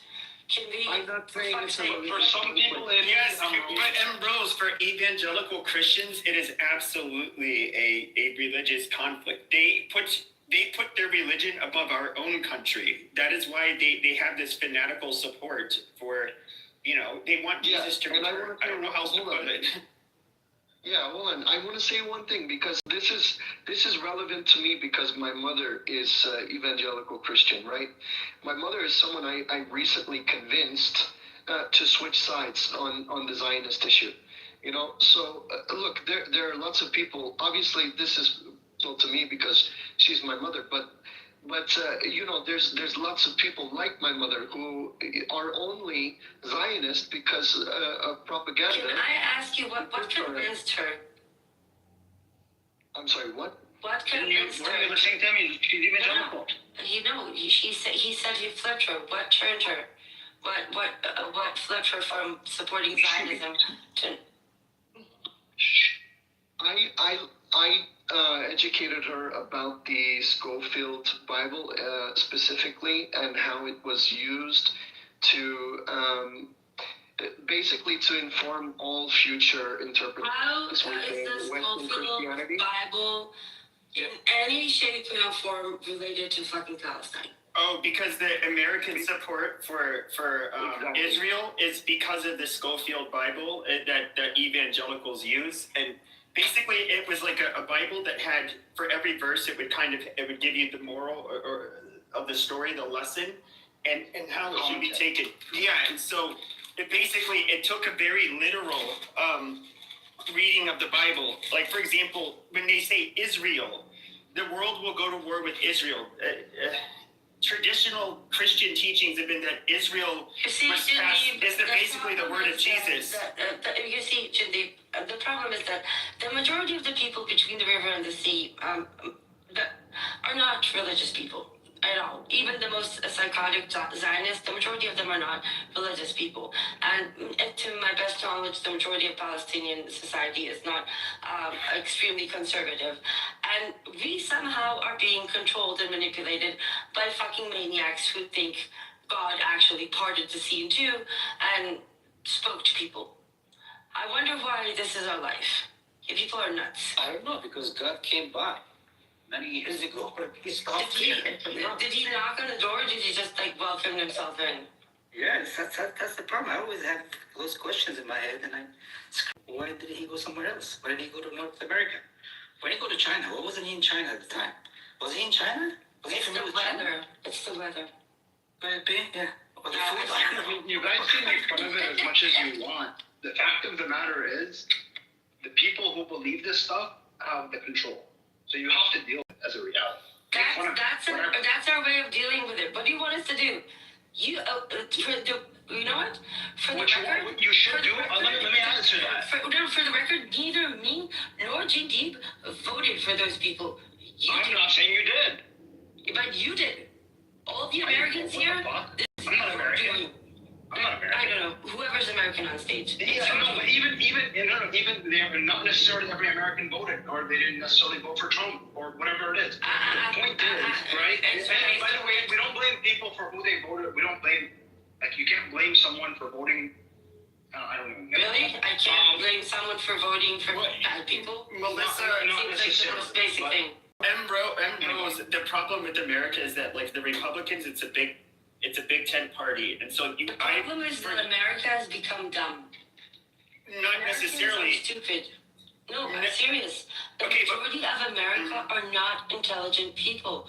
I'm not joking. Okay. With all seriousness, yes, there is an elite class in America that is extremely, extremely capable. But the majority of the society in America it cannot sustain itself. They lack the most basic skills of life. It's fucking insane. Well, sure, but Rose, let me say this. Finish this one part. 85 million people left their offices and workplaces and homes, and they went and voted for a person named Donald Trump to lead them in the future. Okay. But Rose, you have to look at it like this. We have two parties, basically. The other parties don't matter. And they're Big Tent parties. So most Republicans, for example, are not religious. And if they are, they're not evangelical Christians. However, the largest, the most powerful religious voting bloc in America that tends to vote for the right are the evangelical Christians. And so that's why the Big Tent parties basically adapted. How many people voted for Donald Trump? Like, forget what affiliation. About half the country. That would be roughly what 180, 170 million people. No, you got to take out the people who don't vote and people who Okay, can. so About 120 maybe. Okay, 120 million people voted for Donald Trump. Golden shower, Donald Trump. Grab them by the pussy, Donald Trump. You're fired, Donald Trump. That person, 100 million people voted for him to have the codes to the most powerful nuclear arsenal on Earth to ever exist. I'm sorry, this is insane. Okay, but I think it would be more. Could the problem be the capacity of the human mind to comprehend everything around? I don't know. Could it be? I'm not really sure. I don't know. But if you look at the alternative, we had Kamala Harris. I don't know if You guys want a guy named Messiah on stage? Oh, Bring the Messiah. I thought I just showed up. Another one is coming in. Yeah, no, this is it's Mikael. Hey, Lelouch. Mikael. But if you were to nobody want him. So if you were to look at, for example, like who we voted for, it was like the lesser of two fucking evils. Like I don't buy that argument at all. But I get the point that you're making. But look, I mean, the two-party system is fucked. I have never voted in my life. I've always been involved in community organizing. I've always been involved in educating people. But I never vote. Okay, I've never voted in this country. And it's not because I was apathetic. It was because I don't support the two-party system. I never have, you know. And again, we live in an oligarchy. You know, both parties are bought out by corporate sponsors. You know, all of our policies are informed by lobbyists and, you know, shareholders. So it doesn't really matter who the fuck you vote for. What is the better? I'm just curious though. Get involved in your community. No. What is the better way to? He's going to explain to us again overthrow the whole earth. That's the only way to be completely honest. If you really want to know the real answer, it's that we need a fucking revolution. But there's not enough people who are willing to jump on that train. I get what you're saying. No, I think there is. I think there's just those of us that kind of think that like you have the revolution, but then power and money still corrupts. Then you still have to end up dealing with the same thing. Like I'm more of a Jeffersonian capitalist, which was very wary of monopolies. You're a liberal capitalist, you bitch. And well, no, that was as opposed to like the call people bitch. We're just gonna move it down. But as comparison, That's all. in comparison to the right wing of the last, I don't know, 40 years, which is like, oh yeah, you know, open markets above all else, you know, it's like, no, it's fucking retarded. They basically only serve the wealthy. Just the West is following the liberal capitalism. That's just what it is here. It's a liberal capitalist civilization. Nabil? Ramadan, happy Ramadan to all those celebrating Ramadan. May this be a month of cleansing and reorientation for us all. Ew, Alumi, why are you up here? I want to congratulate my fellow. Hold on, Samud, you have a hot mic. Coming up the month of Ramadan. What? Edward. Why does Edward have a fucking number 1? Why? Because I'm white. Zed, like seriously, this app is bonkers. This is bonkers. It's a flex. I'm the only white person. I'm the only white person on the stage. Let's get that clear. 5%. That is at 5%. Okay, yeah, that's right. Look at my profile and look at my number. The stage. Yeah, let me see your number. Yeah, take out my number. 0.5%. Why? What does Edward do on this app that gives him a 0.5 classification? What is going the fuck on? It just means my GPT is better than yours. I think. What does this have to do with? I think it's like, doesn't like getting kicked out of rooms and that kind of shit like get you like over school? Yeah, I think that's what it is. Yeah. I mean, what? But Mikhail to even bring it I up. think it's agreeableness. I think that's what it's based on. Or even for you to bring it, I'm surprised yours isn't negative. Well, I have been off a bit, so yeah. No, what do you mean? You generally last about a month on I just hopped back on the app and then I'm seeing this whole karma system. So I know it came out like a couple of days ago. I was like, what is this shit? This is new. I'm brand with this app. I don't really know how it works. I see, like, I joined like 2 days. It says I have 88 karma. I have no idea what this shit is. If you look down in your profile, if you look down, you could read about how they score it or what goes into the score. Nobody gives a shit. Well, some people do. I mean, they installed this. They rolled out Clubhouse with this. They probably see this as a model. Mikhail, They're going in a direction. I have a question. I think they are too. Mikhail, I have a question I think you might agree with. It's from a Catholic priest. Is it? And guys, I'm not endorsing this, but I did hear this. He was under the impression that Jews on this earth, and they're bright people, but it's to test us. It's to make sure that we are able to fight and achieve our, we create power out of, the goodness of the Lord Jesus. And I don't know. All hail our Lord Jesus Christ. And is the test over? How long is the test? I don't know. I didn't quite get what. It was odd for a Catholic priest to kind of have that view, because I never heard, like in Catholicism, I never really heard of them saying like Jews were here to be a. No, they were never looked at as like a competition. I've heard that before. Essentially, like, God is testing you to see if you can combat evil with goodness and not by resorting to evil yourself. Yeah, that's basically what he was saying. Yeah. I've heard that. How do you know if you will? How is this a question of me? Well, you're trying to. The rapture is supposed to happen. And I think the rapture is bullshit. Don't believe the rapture. Yeah, the rapture is evangelical. It's bullshit. It's all heretical. Do not believe it. Well, okay. There's people that believe that Revelation is not canon and it's relatively recent. I haven't researched it much because I don't really care. My mother's religious. I'm not religious. But of course I still make these arguments because, like I said, however I can convince people to get on the anti-Zionist side, I really don't care. Whatever tools I can use, I don't care. Maybe it's somewhat manipulative. You're not taking the advice then. You're fighting fire with fire. Yeah. I don't care if it's the religious dogma that gets people God's punishing you because you're not fighting it with the good fight. But logic and reason doesn't work, especially in the U.S. But you're a modern day sorcerer, according to Jesus. I'm what is it? Some sort of Machiavellian.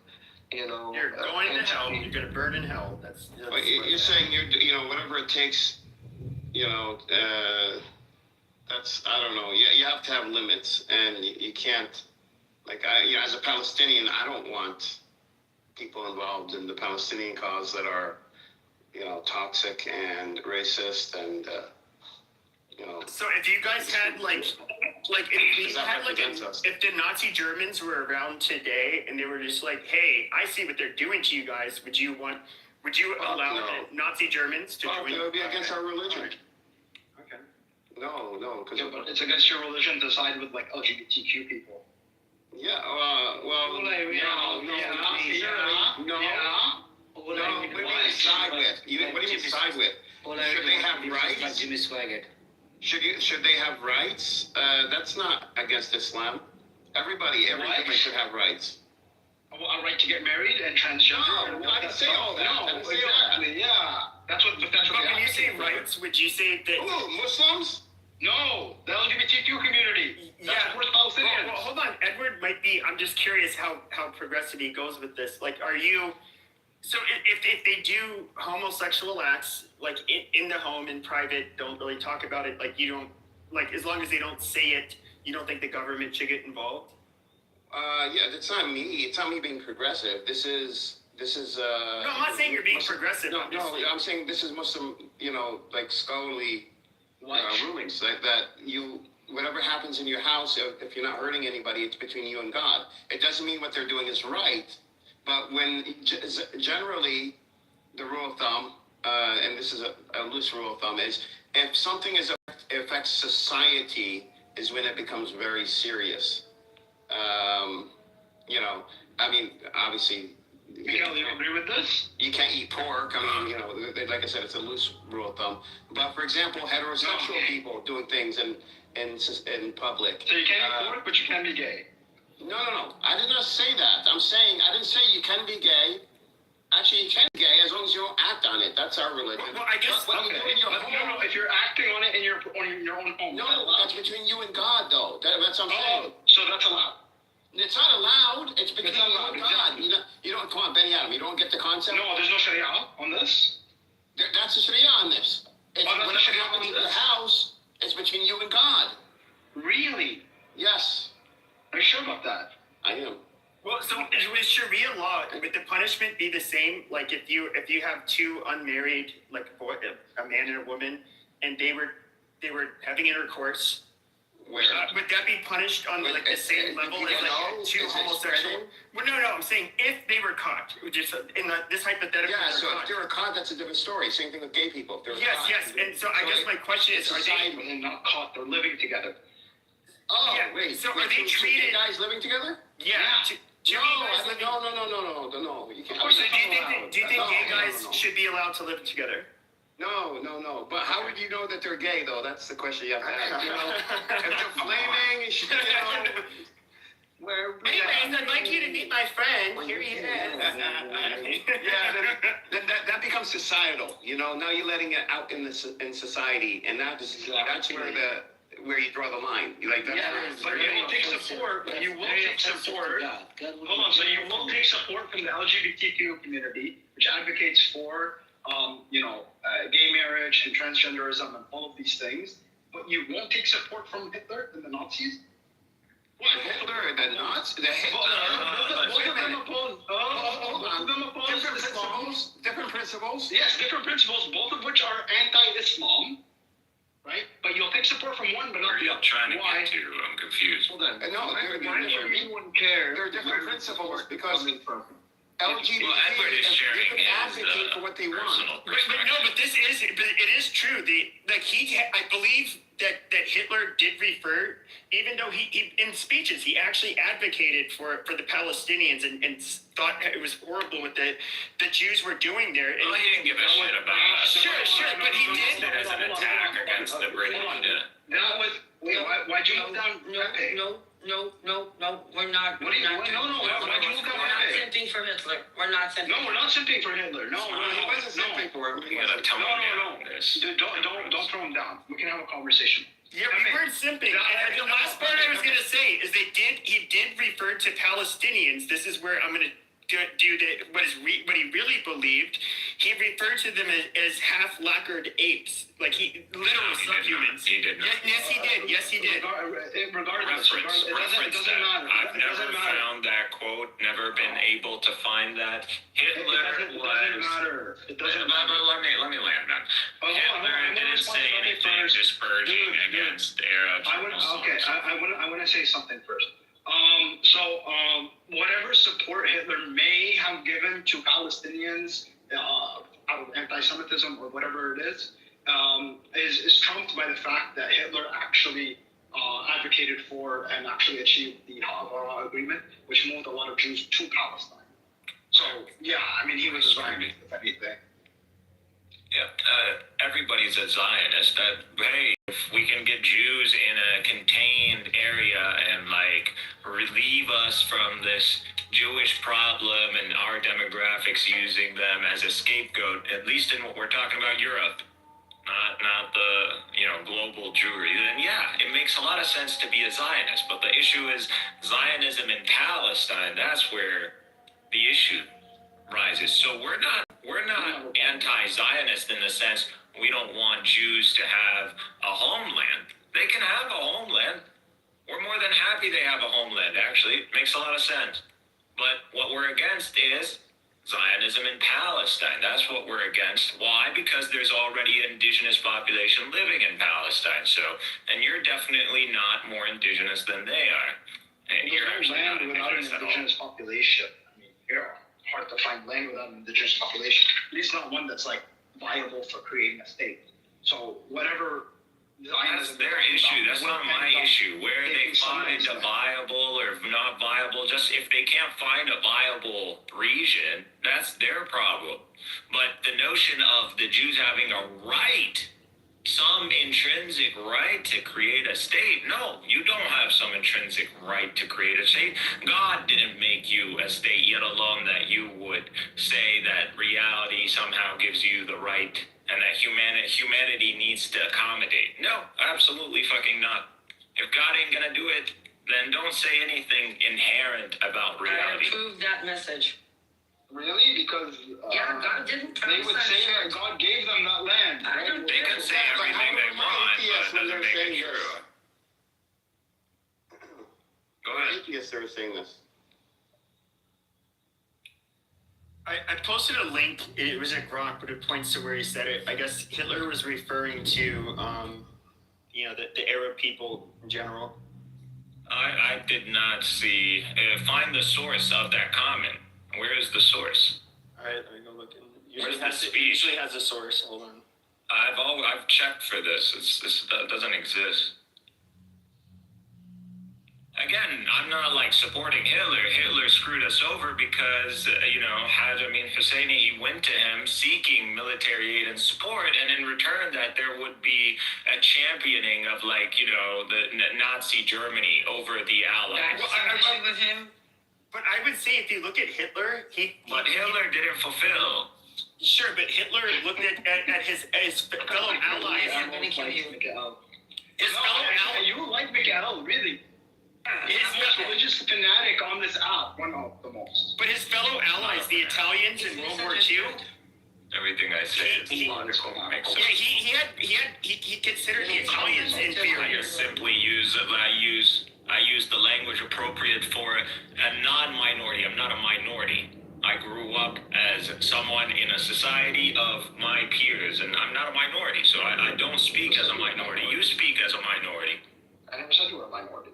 I'm saying it's a mentality. It's a mentality. Yeah, because I don't speak as a minority. I speak from the scene of a civilization. Let me land, bro. Let me land. You're always triggered by me. I don't know why. Just because I'm literally disprove your whole ideology and But Benny Adam is the only other fellow Christian white man in this space. He's not a Christian. He's not a Christian. I don't consider him one. And why is it? Hold on. You said I was Christian. When you said that I was worse than the devil because at least the devil believes in one God and I believe in three. So why am I not a Christian? One, that is prior to me completely understanding the Trinitarian metaphysics in a way that developed into Illumi. Not that you even understand that, so you don't understand that. So when I end up collapsing you into a framework that either leaves you as a tritheist or a modalist, yes, you are someone who is worse than the devil because the devil isn't going to deny the logic and reason. So, and someone who would deny that would be the devil and use God and the transcendency of God to appeal above logic and reason, as if logic and reason and God are not practically one and the same. Okay. It's not a prerequisite to understand the exact metaphysics of the Trinity to be a Christian. But I'm able to understand it. I don't care. There have been thousands and thousands of thousands of years of Christians, hundreds of years. It's just an appeal to, it's a fallacy. Most of them, no, it's not. Yeah, it is. Most of them anecdotal. You're appealing to an authority. Now you're cutting me off. Beautiful. I'm not appealing to any authority, actually. I'm not appealing to any authority, nor is appeal to authority. Yeah, you're appealing to people in the past. A lot of people in the past failed to understand it, hence it cannot be understood. That's not what I said. That's practically what you're saying. That is not what I'm saying. If you were listening to what I was saying, then you would understand what I'm saying. I said it's not a prerequisite to understand the exact metaphysics of the Trinity in order to become a Christian, because there have been thousands of years of hundreds of millions of Christians, the vast majority of which were illiterate, therefore incapable of even getting into the top of physics, yet they were considered Christians in good standing. Many of them actually became saints. I agree with that. So, I agree with that. You don't have to So get what into is being a metaphysics Christian in order then? to become Then a what is Christian. being a Christian if it's not understanding the Trinity and the declaration of the Trinity, the Creed, the Nicene Creed? Then what is Christianity? It's professing the Nicene Creed. You don't Okay, but the Nicene Creed is based on it's the preliminary declaration of the Trinity. Yes. You don't Okay, have to so again.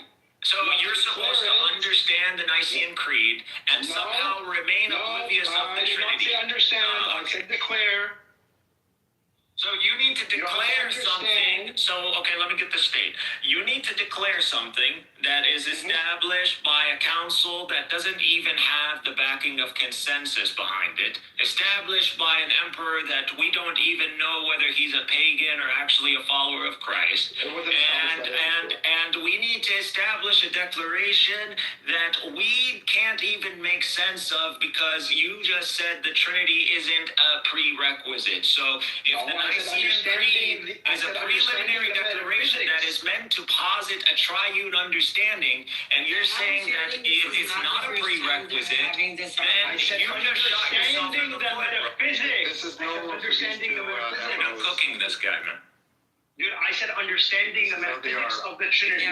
You can believe in something. So I'm going to default that when I tell you this is not a Christian, because what is a Christian? A Christian is a follower of Christ.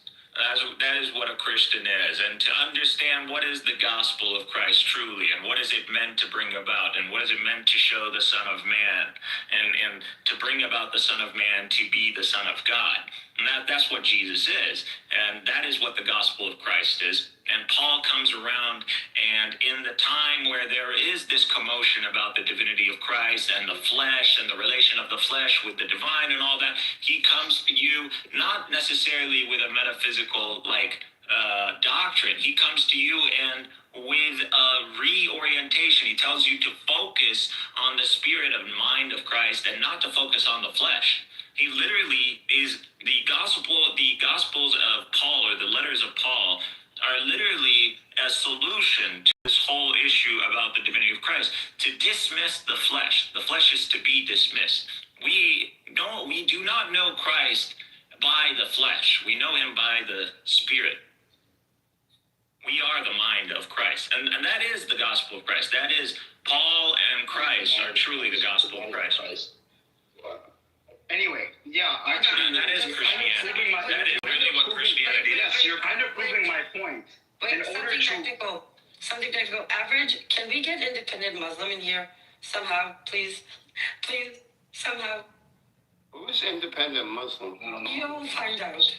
She's saying he's someone on X who's very similar to me. No, he's not similar to you guys at all, but you need to meet him. Oh, okay. Well, the synthesis, that's what I think because I followed him. I think she said you can crack him. I don't think she likes him very much. She said you could crack him. Yeah, because he's a Muslim. He's like me. Oh, no, honey, he's nothing like you. I checked, I followed him. Does he have your He's a Muslim. He's open-minded. He's against certain dogmatic, skeleton interpretations. He developed an app for spaces for Muslims only.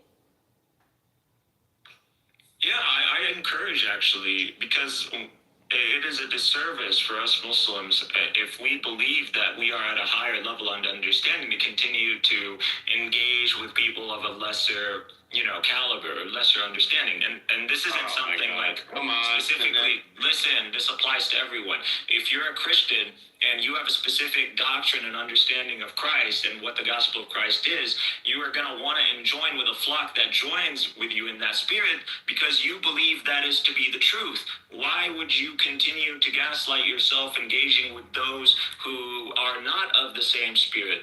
Women are psychological terrorists. Women are psychologists. They can be. Well, it depends. When they get mad. They are. It's an independent Muslim line. I didn't know what to say. That's true. I mean, Rose, have you seen yourself when you got mad on you? I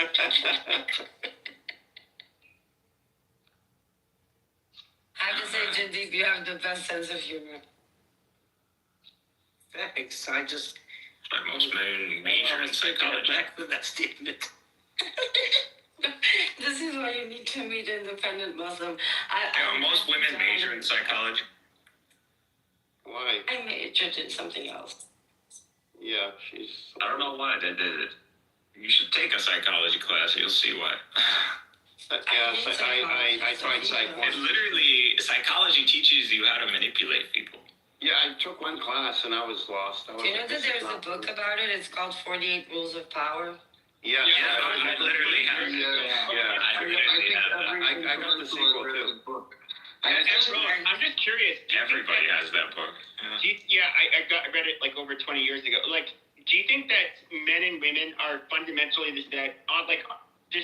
the distribution of traits in terms of like mentally, how we process things, our emotions, like we are similar, or do you think that we're kind of different? We're different. Not similar. Muslims believe different too. No, we're different. It's just biology. Yeah, Rose is not. I mean, testosterone alone I despise postmodern. rewires the brain. Testosterone makes you stupid. It really does. No, it doesn't. It increases your neuroactivity and it increases your reflexes. In a way. Let me say. It decreases your level of critical thinking and judgment. No, it does not. How do you get that? Do you have any scientific evidence for that? It doesn't do that. No. Let me, again, this is anecdotal. But I used to be a bodybuilder, right? I ended up, taking synthetic testosterone for a period. Yeah, there you go. No. But after that, I used to check my test levels in my blood constantly. Explains so much. And I know that when my test levels are higher, I'm noticing worse decisions. You're conflating two different things. You're conflating two different things. I by the way, I've done that too, and there is. So first of all, when it comes to fitness, and a lot of people think when they think of that, they hear the term aggression, that it's not quite what they imagine. Aggression would be like an aggressive pursuit of something. In other words, to be competitive. That is a thing with testosterone. It doesn't mean like an aggressive in a belligerent way. Does it tend to oftentimes make people, because they're more willing to do things because of this aggression? Yeah, they can make stupid decisions, but you also have to understand that you're taking if you're doing it for bodybuilding purposes, that means you're giving your body testosterone levels that are not normal. And so yes, that's like different. But even with women, women need testosterone. They actually produce their own. Very, very little. Yes, but that very little has a profound effect on them if they don't have it. Well, they have estrogen that mimics testosterone and just in slightly different ways. Don't we also have estrogen? Yes, we both have it. So both men and women have estrogen, and we both have testosterone. But for example, if a woman was to have a testosterone level, okay, she would likely lose her sex drive completely. It is. Sex hormones are important but they're not the end all be all. I mean, it's like in terms of what dictates gendered behavior, testosterone and estrogen are, I think it more has to do with brain chemistry. Well, I'm just curious, which testosterone were you taking? Let me just say, when you were taking testosterone, you're raising your DHT levels to an unnatural amount. You were also, the side effect of raising testosterone is raising your estrogen. Yep. So you had too much estrogen, you had too much DHT, and it wasn't the actual testosterone. So I could see how your mental faculties were not the way that you. But it would also depend on which ones. So like for some of you who don't know this, like they call them So there are steroids with androgenic and then anabolic properties. The anabol is what I was taking. You took anabol? Well, anabol is illegal, isn't it? Anabol. Yeah, it's all illegal. Yeah. Well, no, you can take straight testosterone. Oh, sure. No, I did this shit when it was illegal when I was younger. Okay, but so you can, for example, have Okay, somebody find something else to talk about. This is impossible. Anything. Literally, I would even go back to religion. And don't say that. Don't say. All right, let's go back to religion. I don't know what we were even talking about. We went to, because, Benny Adam always has He said testosterone makes you stupid. That's where. And we went to Hitler for some reason because Pepe has this thing against Jews or something. No. I brought up this. We brought it up. And I've shared with you a link as a response to what you posted on Grok and what we were discussing. That, again, you got to understand, they're running an Aryan hierarchy. Everything that isn't Aryan, already below the hierarchy. That isn't necessarily, now, whether Hitler actually believed in the eugenics that they were preaching, or the Nazis actually believed this, or that they saw this as some sort of propaganda. I'm more leaning towards that they saw this as some sort of propaganda. And within this hierarchy, dude, we're non-European, so of course, descriptions of non-Europeans are going to be derogatory in general when describing any population. That's just part of the propaganda. But is it a personal reference to Arabs as no, it's not. Sure, but I guess even he had nothing nice to say about the Italians, even though they were his literal allies. He has nothing to say about non-Aryans, period. Can you stop talking about Hitler?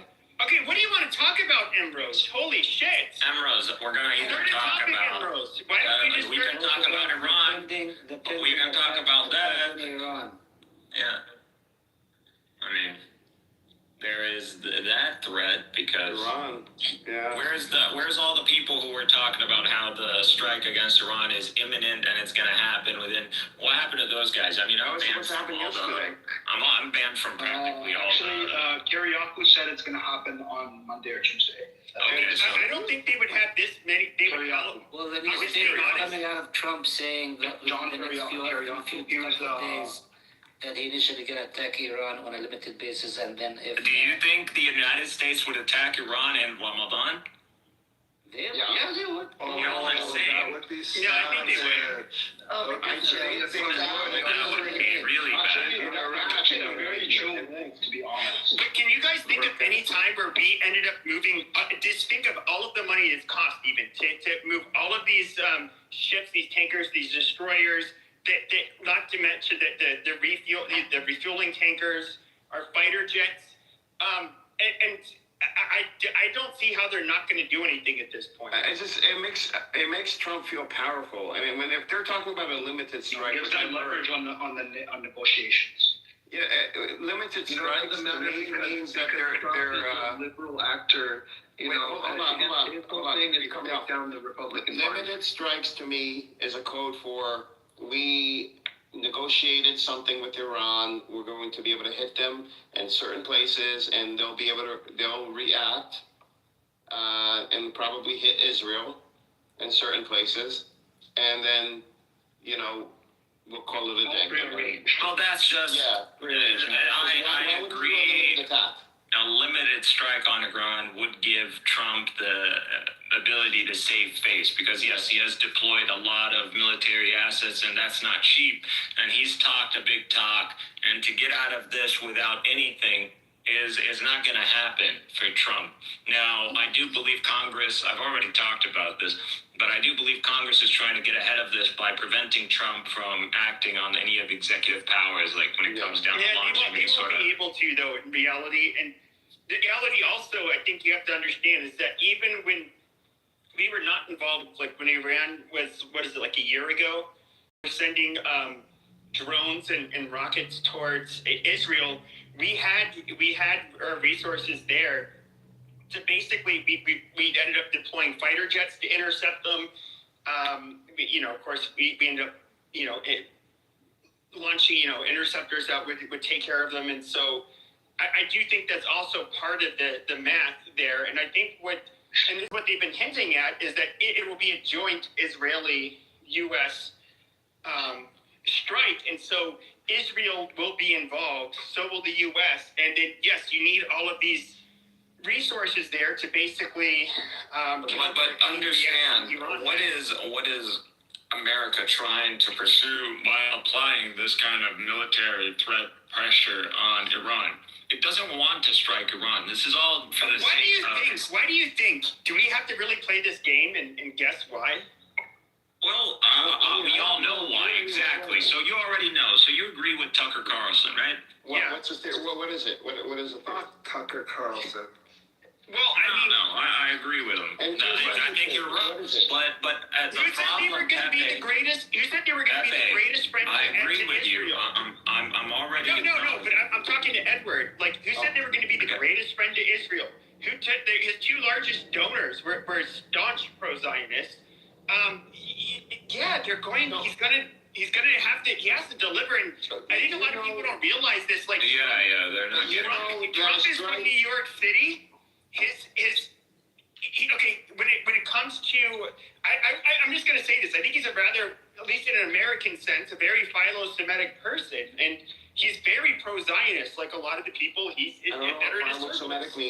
Listen, he loves Jews, But listen, I don't think it's that. I think it's like what you earlier said. The whole point of deploying all these assets and the cost of these assets and the narrative that came behind them, and then to not deliver anything. At this point, it would look like Trump got and well, why the fuck did Netanyahu come into our country? Why does Israel want? That's a big deal. Why does Israel want Iran attacked? They know, and Iran know. Israel side. Listen, Israel knows that Iran will attack. Here's my thing, and I've said this for like a year now. Israel, Netanyahu needs to pivot out of Gaza into something else, so that he when he goes to campaign and run for prime minister again, that his are high. I highly disagree. They were high. Hold on. Let me just land, and then you can respond. So if the U.S. does a limited strike on Iran, and Iran, to save face, does a strike on Israel, then that would raise Netanyahu's his image, his popularity, and then he will go for elections. I don't know. This is where I disagree, because number one, I think the math is kind of wrong. So if they ended up causing harm to Israel as a result of a decision Netanyahu would have made, which is to attack Iran, that would be the bad guy. But even when it comes to Iran, they've been talking about getting Iran for a long time. And to be fair, and this is where I'll give credit to the Israelis, they were absolutely funding and helping Hamas. They were Hezbollah was basically fucking Iranian. A wing of the, a paramilitary wing that was being funded by. Wait, what's that got to do with funding Hamas? So you said Hezbollah, then Hamas. Yes, Iran played a huge hand. You said Israel was funding Hamas, and then he jumped to Hezbollah. No, excuse me. Iran was funding Hamas, and then Iran was also. Hezbollah was funding Hamas. Iran. Qatar and literally Israel, Netanyahu was funding Hamas. Iran did give money to. There's evidence that Iran funneled money. No. Why are we going down this route? We're gaslighting ourselves. On the table. Go back to the same. You started with something, Edward. So why is it that Israel wants to strike against Iran? What is Israel's interest? We know there isn't a necessary American interest beyond controlling oil resources, installing the inevitable rise of a bipolar world. We are doing this for Israel. There's no doubt about it. Israel getting out of this. What is Israel?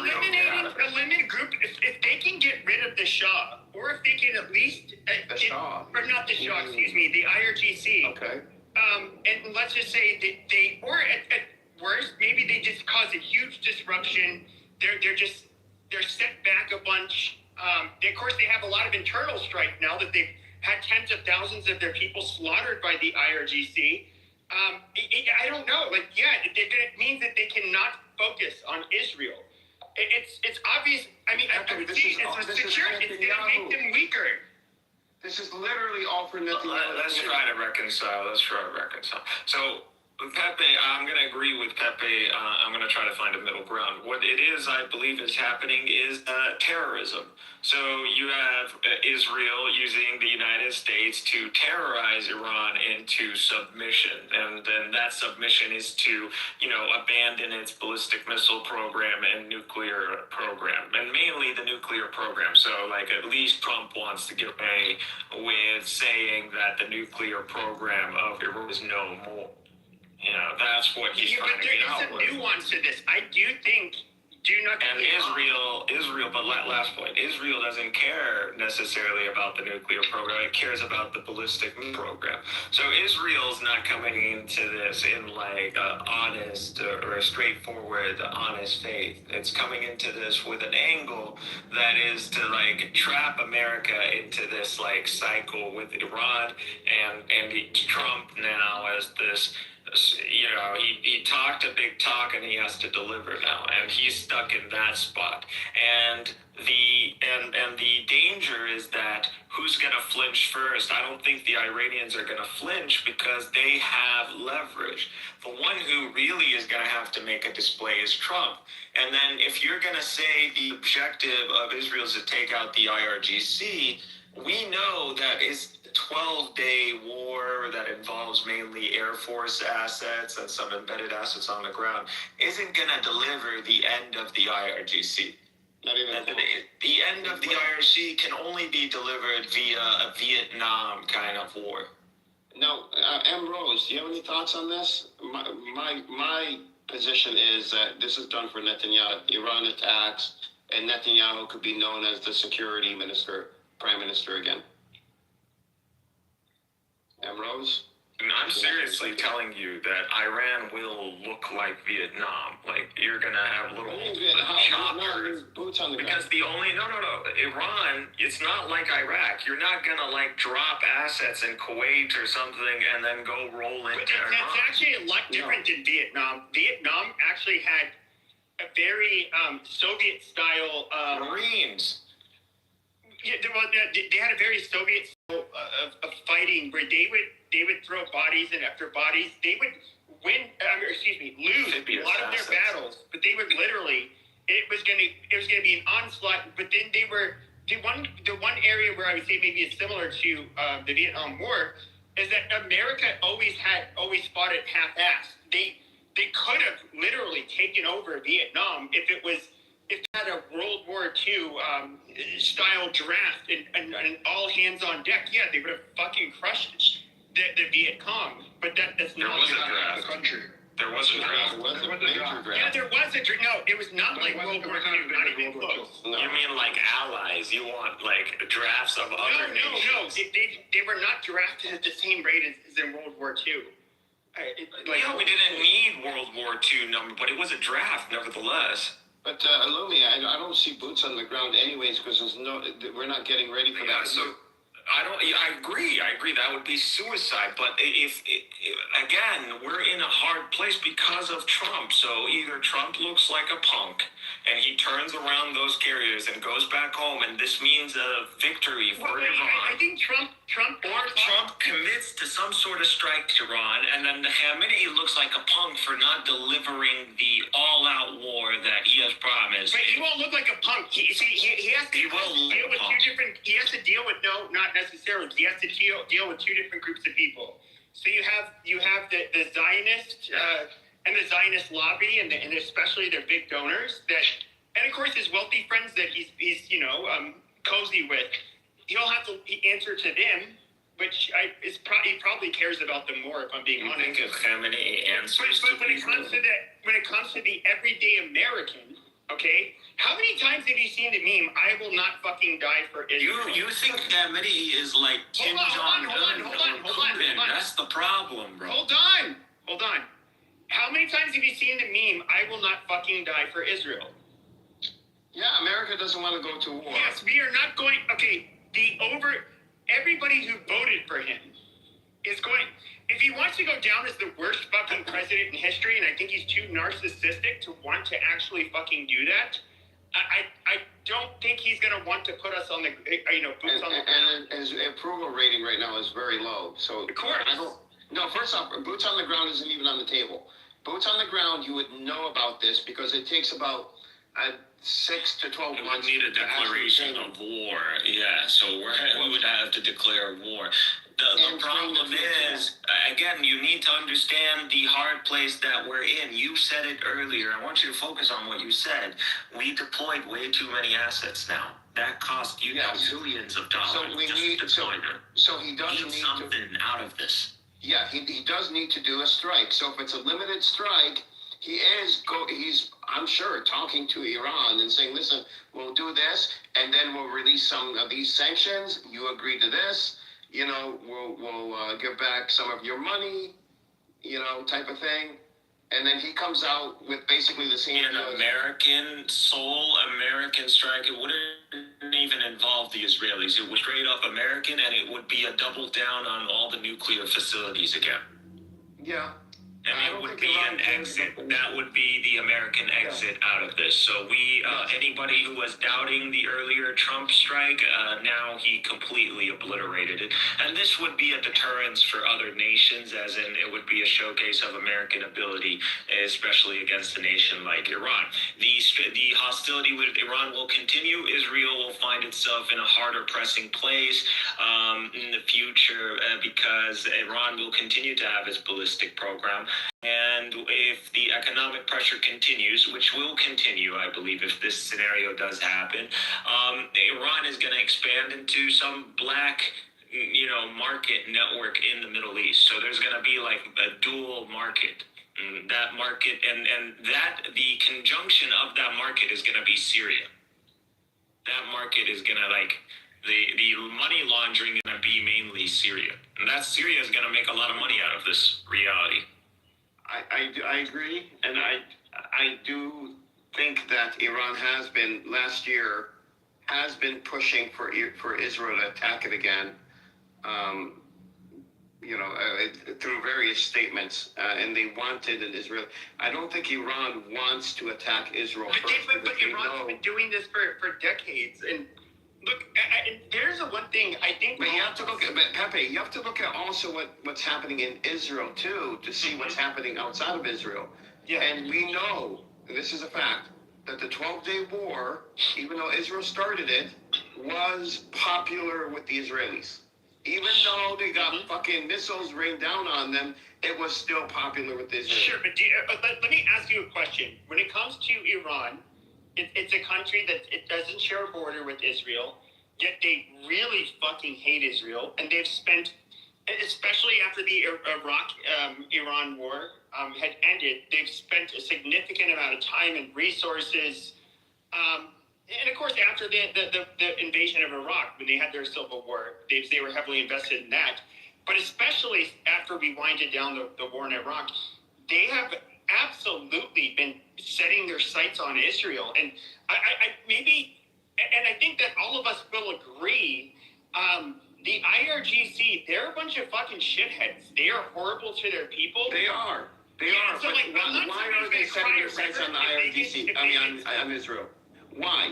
Just to gain legitimacy in the Islamic world. That's the only reason. I think it's number one, they see him as an enemy, and they did. To be fair, they have been a formidable threat. Yeah, they could never wipe them out, but with Hezbollah and everything, they are an actual enemy, and they are an actual threat, and they want to get rid of them. And of course, if they could ever acquire, I think they always exaggerate their nuclear capabilities, but yes, if they could get a nuke, it's no, they underplay.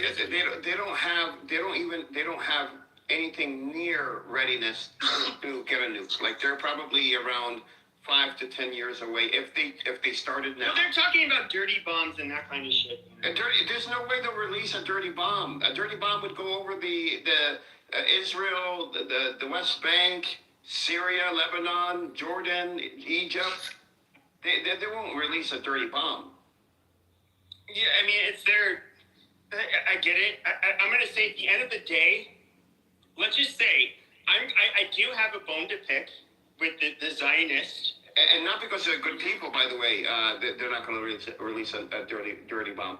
They won't release one because they want credibility, and they get credibility through deterrence and public and diplomatic leverage, meaning, like the global narrative being more on their side, diplomatically, countries being on their side. So they wouldn't risk a dirty bomb.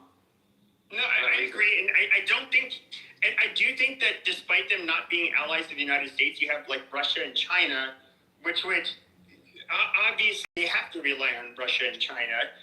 Well, they have. They have and they're of course going to tell them like, no, you can't do any of this stupid shit. Like, I think they will kind of self-regulate. But I was just going to say, like, my problem with, let's just say the best outcome occurs. This is a hypothetical. The best outcome occurs. They can do limited strikes. It kills almost only the IRGC bigwigs. The people end up having democratic elections. It's just a really nice place after that. Obviously, I think that would be great for the Persian people. But the only downside I have is like, I am sick and fucking tired for Zionists thinking we have to do their bidding, and that somehow to be American means we are obliged to be a Zionist. Like, suck a fucking dick. Like, that's not, like, it's asinine. There's no other. Like, hold on, Emerald, are you there? Emerald? I was just sleeping. Oh, you were? Yeah. Sorry to wake you. No, I want your thoughts on Iran attacking Israel. My thoughts are that it would raise Netanyahu's, him being the security prime minister, first campaign. Yes. Yeah, if they attack. So would Netanyahu welcome an attack? To some extent.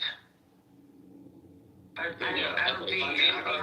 told you, it's going to need to be a strike that doesn't involve the Israelis. It's going to have to be a solo American strike, and it's going to be, if there is a strike, I don't believe that is the ideal scenario. But they've already come out and said that they're going to have a joint Israeli-U.S. strike. Like, I think it doesn't make sense if it's not going to be an all-out strike to dismantle the IRGC and the ballistic. So an all-out war, practically, it can't involve the Israelis. If it's gonna be something limited where the Iranians maintain their ballistic I don't think capability. they're looking for an all-out war. Jesus, bro, let me land. If it's not gonna be an all-out war and it's gonna be a limited strike, then you're gonna have to think of the repercussions when it comes down to Israel. So how do you eliminate a scenario where America does a limited strike and then there isn't a full-on retaliation by Iran against Israel? Well, you exclude Israel from the operation. Why the fuck do we need Israel to strike Iran anyways? Israel in itself would be a limited strike. It actually doesn't matter. Even if America strikes without Israel, they'll attack Israel. Yeah. Exactly. True, but if it was a limited strike, Pepe, if it was a limited strike. They want all of the destroyers and the carriers and everything is to also be there to respond to the, any counter attacks, which we did a year ago. There is no doubt that there is going to be retaliation. It's going to hit Israel, but Iran is not going to commit to all-out war against Israel with because of a limited strike the Americans conducted on a solo basis. No, but it'll be a limited strike against Israel. Okay, sure. There's no denying that Israel's going to get flack from any sort of strike against Iran, but the whole point is whether this polarizes into an all-out war or not, and the Americans don't want a regional war. If they reach a deal, it won't. If they reach a deal, it won't. We're talking about the worst scenario where there is no deal and a strike becomes necessary. It's a worst case scenario. Yeah, you can have full-on attack from the United States, not a limited one, right? No, we're not doing full-on because full-on means a war. You're saying worst case scenario. No. Worst case scenario, Israel has nukes, and they also have. No. You're talking about Armageddon. Armageddon is plausible, but it is. We're not talking about Armageddon. I'm talking what you're talking about. Even not Armageddon. You have advanced fighter jets. They will elude your fucking radar, and they can rain fucking hell on Israel. You're discounting what Iran has. Since June, Iran has acquired multiple. Or rain hell on Iran. Excuse me. No, they're not. They can't. First, Iran is very large. The U.S. only has so many fighter jets and so many missiles. They can't rain hell down. This is ammunition. It's gonna have to be extremely surgical. If we wanted to, but no, I'm saying Israel alone could cause such devastation. How? Just by they air. have literally only. I mean, not only it's a lot, but 300 fighter jets. And out of those, only 200 of them or so are going to be actually. You know why it was a 12-day war, Pepe? Do you know the maintenance cycles on these F-35s, the downtime? They couldn't keep going that long anyways. Okay, but you guys, let me put it like this. Israel, here's the problem. Okay, Israel can reach out to Iran and they can touch and hurt people pretty badly. Iran cannot do that to Israel. What do you mean? What are you talking about? Where were you? You have to be realistic. Dude, they can strike Israel. We know that for a fact. With what? Anywhere in Israel. What? And they still we need to go watch Boom Boom Tel Aviv and come back. I saw that they had one of their rockets. They could go hypersonic on landing. Dude, they hit vital structure. They disabled ports. They hit intelligence centers. They dropped down residential buildings. Yeah, but okay, guys, this is copium. They literally are. They're so much more. We're not saying Iran is they can cause so much more harm. I'm not telling you Iran is tomahawk. What is Israel? You're comparing this in hold on. Pepe, it's undoubtful, right? There's no doubt that Israel can cause more harm to Iran than Iran can cause to Israel. But that does not mean that Iran cannot cause harm to Israel. No, I agree. Israel alone is not going to. I think everybody can agree with that on stage. I agree. Israel has the ability to attack Iran, but that doesn't mean that Israel has the ability to hurt Iran more than Iran has the ability to hurt it. That's where we disagree. Okay, but Benny, Israel could only deploy a certain amount of missiles into Iran. Yeah. They have a choke point. Iran could also only deploy a certain Iran can keep going. Iran can keep going indefinitely. Missiles are finite. What are you talking about? They have a production system and they have a supply line that allows this to go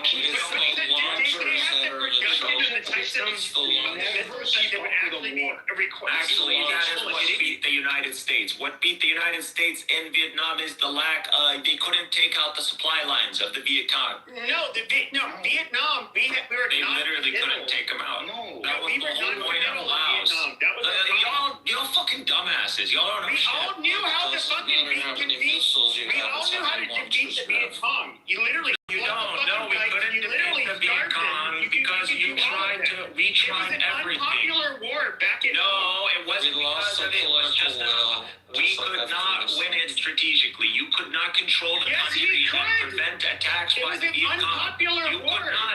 Dude, there was a straight up general. These guys was a straight up military, and we lost. Why? Because it was an unpopular war back at home. It doesn't matter. America is a democracy. This is your weakness. If they took advantage of a weakness, you still got defeated. Don't say my military assets. Okay, but the Israelis are not willing to be defeated. That's the difference. You can't keep saying, we didn't really lose Vietnam because we got the last Vietnam. You can't keep saying that. Dude, the defeat in Vietnam was not because of military affairs, it was because of political affairs, right? They wanted to keep going. It's both. They know. Yes, it is both. Any analysis. No, attrition was on the side of the Americans. Americans, not the Vietnamese. No, they were able to maintain supply line. You couldn't control them. You couldn't actually. Yes, we could take out their command. It was known that we couldn't even take out their central command. They were using chemical weapons. Bro, can you find me the analysis that says okay, every analysis said that we could have won, but it would look very ugly. Okay, when you America, when you have winning? What does winning look like? Okay, you literally it would cause a lot of death. Just cause a lot of fucking death and starvation. Your point is. In a war that is politically unpopular at home, you would cause starvation. Hold on. What is winning? I am trying to answer that question. You're retarded. No, I'm trying to answer your question. You're calling me retarded. You're not answering. You're arguing. I'm trying. There is no question. I didn't ask one. You asked, what does winning look like? Yeah, what does winning look like? I'm trying to answer that question. Winning looks like in Vietnam, right? The South Vietnamese government taking control of the entirety of the country. That's what winning looks like. Okay, and was that ever possible for the United States? Yes. If they had the political will, the attrition was on the side of the South Vietnamese and the Americans. Okay, if we had the same, 50 years, it doesn't fucking matter. It would have only taken a couple of short years. You're speaking out of your ass. You're speaking out of your ass. You're speaking out of your ass. No, we're not, dude. Yes, like I said earlier, if we had the political will that Americans had during World War II to win Vietnam, it would have been a whole different fucking story. Right? It was this war was it was polarizing in the United States. What are you gonna do to the Vietnamese that you haven't already done? We literally Agent Orange their rice fields. We burned them with napalm. Yes, you keep doing that. Carpet bombed the jungles. We went up in Laos. We fucking bombed the place more than we bombed. And you keep doing that until you're telling that is a military machine that doesn't just keep going forever. That's not how the American machine works. These cogs, they end up needing maintenance. It requires downtime. The American machine isn't this fluid machine that can keep going on a war forever. It doesn't work that way. And we have to remember, too, that America, and this is how wars are won or lost, did they achieve their strategic objective in Vietnam? No, they didn't. No, they didn't. No, we're not saying they won the war. We are saying political pressure. American government or the Department of Defense failed to achieve its objective. There was no political will. Again, this is ignoring that very political environment of the United States is a branch of the state. So if the enemy of the United States uses their democracy as a factor against them, that is part of it. That is but not. You know what I think is Mikhail. That's what we're trying to say. We're not saying that America won the war. No, we're not saying that America won the war. We're saying there's a reason why America lost the war. We know that, but to assume that it's political involves the military. If America was able to feed Vietnam efficiently and deterministically, then it wouldn't have been. Mikhail, here's what I think is really ironic about this whole thing. Okay, hold on. Political support against Maduro. Mikhail. Maduro was quick and clean. Sure. Yeah, and which is a lot different from Iran. I'm not saying it would go down like that, but you had Iraq, which fought an 8-year war. It was largely quagmire. No group really won. Neither country really won. We went in, and within 3 days, bam, conquered. Now, I'm sorry, but to sit here and think that Israel is even close to the equivalent of even the Viet Cong, which was backed by China and the Soviet Union, like that is fucking asinine. Iran could have never conquered fucking or taken over. No, they didn't in fucking 8 years. They couldn't do it. Wait. What are you They couldn't conquer Saddam. Oh, they fought an 8-year fucking war. We took them in 3 fucking days. By the United States. Yeah, so and the Iranians were backed by the United States. What are you talking about? The Iran-Iraq war was not meant to be an equal playing field between Iran and Iraq. It was meant to be a war of attrition that only served Israel in the region because these are literally 2/3 of the oil supply, man. The original Iraq war? and No, Iraq. I think one of the things you might misunderstand is that when These countries are powerhouses. Hold If on, they were hold not interfered with, they would be hegemonies in the world right now. No, not necessarily. Yes, So necessarily. So Somehow Iran, had the fourth strongest army. okay, in the world. Iran does have they do dislike America for a reason that does not involve Israel, and that is because we back the Shah.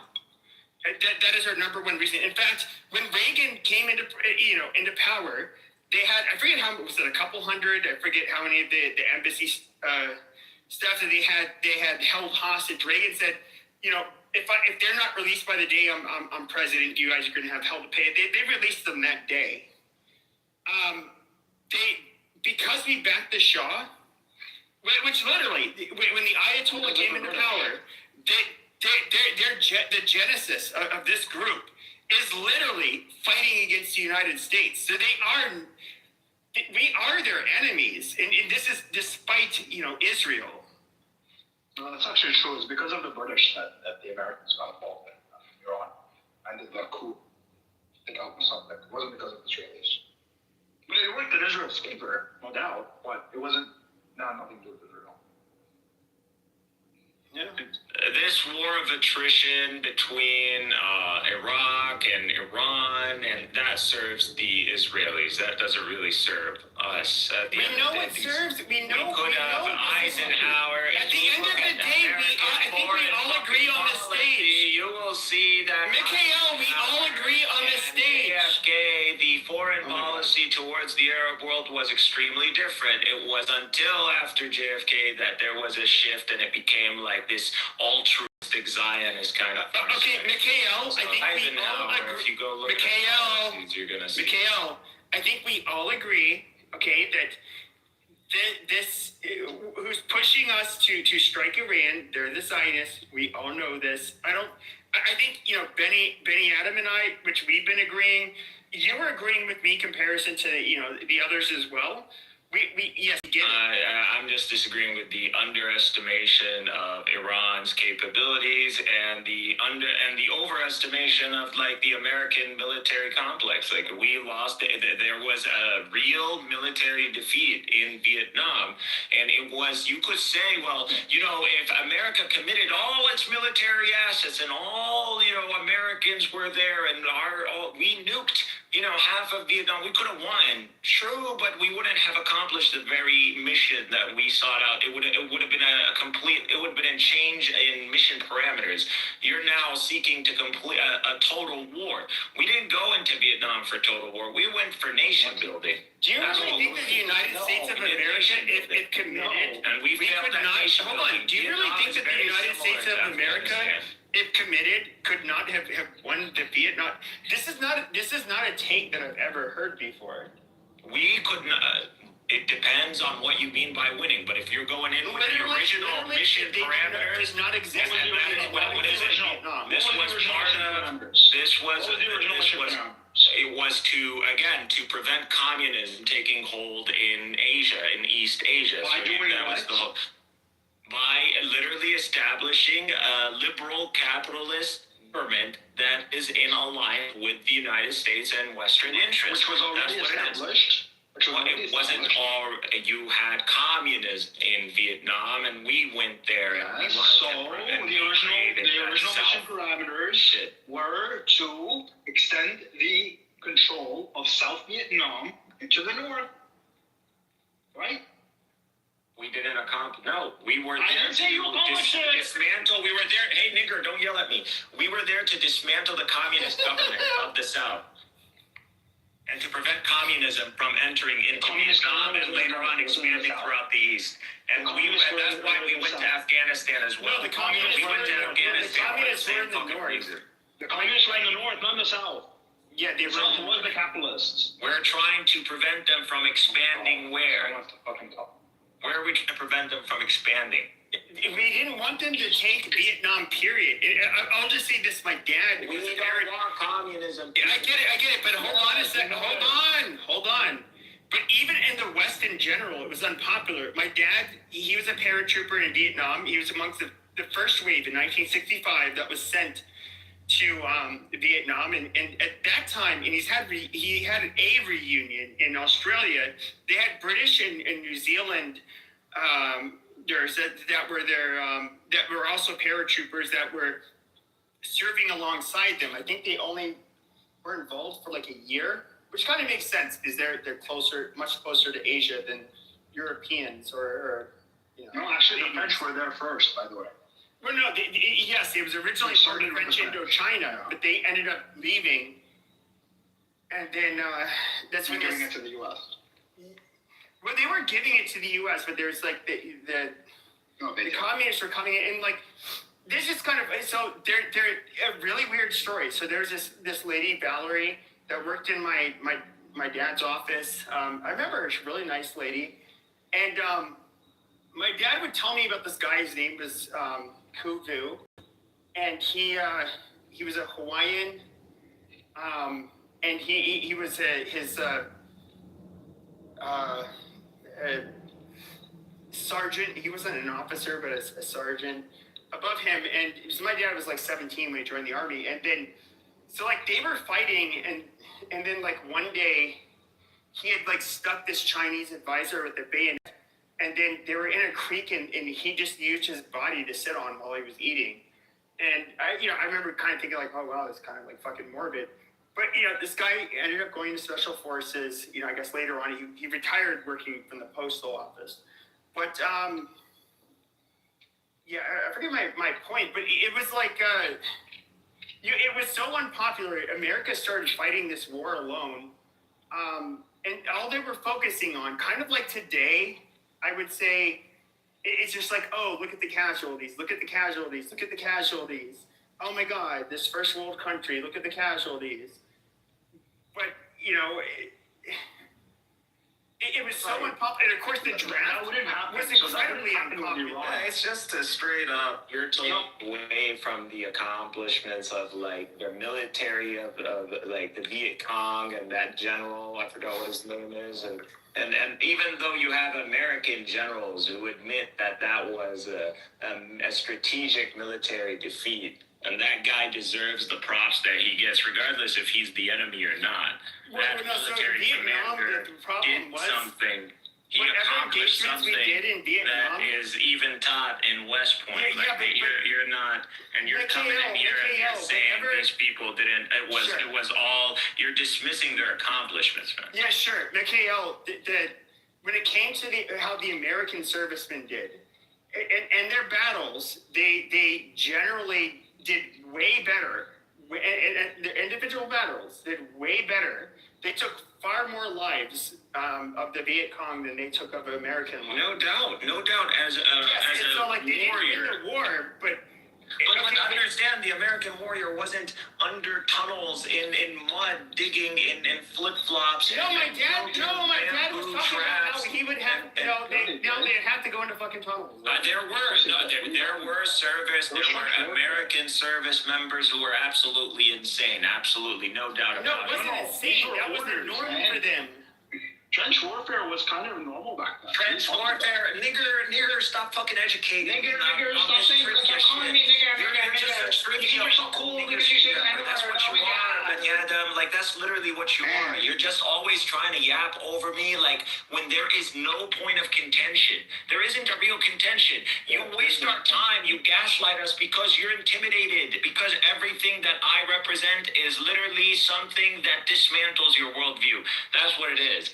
So stay in your lane, bro. I'm not talking to you, and I'm not talking to a Canadian. If you're gonna do this thing where you fucking talk over people and insult them every time. No, you want to talk over me and insult them. Like, dude, I don't even want to be in a room with you, nigger. I don't even want to be, dude. Why do I even have? That's great. Get the fuck down then. Fucking guy. Why are you two fighting? I don't get it. He's a fucking asshole. I mean, you guys agree like on a lot, but I don't know. It's fine. Oh, if he's just gonna call me nigger every time he's wrong, and if he has more move me down, then what the fuck's the point of? I mean, he has like lighter skin than me and like lighter hair than me, and you're calling him a nigger. That's kind of funny. And I call people nigger. That's why it's ironic. What's up, bro? I agree. You are a negro de mierda. That's what you are, sir. Yeah, I am. I'm a spiritual nigga. Yeah, Benny. What's your take on Vietnam? Oh, I supported it. What do you mean you support it? I support it. Yeah. Okay, no. Why did America lose? America lost because of a multitude of factors, but you know, what did they call it? Viet Cong by night and something by day. Yeah. It was the style of guerrilla warfare. It was impossible. Was it a military defeat or because of the political will in America? Both. Definitely. The 60s countercultural revolution was definitely sponsored by the Soviet Union to destabilize America, for sure, amidst their war with the Soviet Union. I mean, so if hypothetically there was as much political will for Vietnam as there was for World War II, would America have won that war? It would definitely increase morale, yeah. I think they would have definitely won. They would have definitely won. That was the point. If you look at World War II, like all of our fucking allies were involved in World War II. Like, could we have? They had more of a global buy-in. That's why it's kind of like it's hard to compare. At the beginning, we had the New Zealanders and the Australians, because they're right there next to Southeast Asia. That were they sent some troops, but it was basically a fight that the Americans were fighting alone, and it was super unpopular back home. Well, and did you know Alexander Solzhenitsyn supported the Vietnam War effort? I didn't. I'm not surprised. Yeah. But that was the point of contention. Well, what's his name? Mikhail was trying to say is that it was a military defeat. And what we were trying to say was that if there was it was both. It was definitely both. There was some aspects of it, yeah. But what we were trying to say was that if there was as much political will for Vietnam as World War II, America would have won that. 100%, I agree with that. So, like, when it came what was unpopular at the time was that the thought of like bombing their dams, flooding their dike, and their dikes, just basically flooding it, making it so they cannot. A large part of their battle space would be flooded. They would no longer have food. It would just become a fucking shit show. But when it was super unpopular in America, like how it would be seen as so inhumane to see all of these starving people. And I mean, the Iraqi starving people in World War II. The Iraqi insurgents sort of had similar style of warfare, right? And they fucking humiliated the United States military. So, yeah. And I would say in the aftermath of 9/11, there was the morale, the support back at home, right? So, it's not black and Iraq, the war in Iraq had kind of like, put the end to that. Well, the Americans ended up winning. We won, but I think, like, and here's the weird thing is you get all of these guys, like, especially guys that were in special forces. So these are guys that were elite. They can do things that most of us could not do. And they were warriors. And so they learned, so for 20 years, they learned how to shoot people efficiently, and that's nice. But then it's like, oh, now they're out of the military. Now what are they going to do? So a lot of these guys became like podcasters, and they train people. And there's a bunch of these people, online. The one thing that I do notice is that all of them, literally, I can't find one that doesn't state that they regret the fact that they were told that what invading Iraq was a good thing. Think about this. Put this into perspective. The United States military dropped significantly more bombs on Vietnam than they ever did during World War II. Think about that. Think about the industrial sabotage. Think about Agent Orange. Think about napalm. I mean, just complete tactical air superiority, and we still lost. But the Agent Orange, I thought, was to protect against malaria. To say it wasn't also military defeat, I mean, that's just, you're not. Come on. No, but what I was, I'm not saying there was. Yeah. No, I'm not saying that Viet Cong didn't deserve any credit, and I'm not saying that like it was a complete and utter like landslide in terms of the American military effort. What I am trying to say is that attrition was on America's side if there was political will for it. Right? The Americans could have outlasted the Viet Cong if there was enough. There was definitely the people who were being drafted for that war were very reluctant because of the influence back at home. You know, you didn't have the will even amongst the soldiers too. That also played a factor. Of course. No, I mean that's part of the political. My dad would tell me about this. So like he literally joined before the war started, and that what you kind of saw after the fact when you got the draftees, things kind of went downhill. So imagine you have a group of people that are in the military. They're rather professional. They're not there because they don't want to be there necessarily, and then the type of draftee that you were going to get, especially a few years out, was going to be a lot different from what they had when it was an all volunteer army. Of course, volunteers are all just going to be more motivated. You want to be there.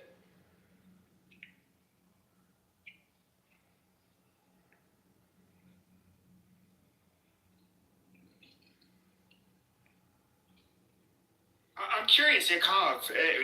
I'm like a perspective of somebody hasn't been speaking.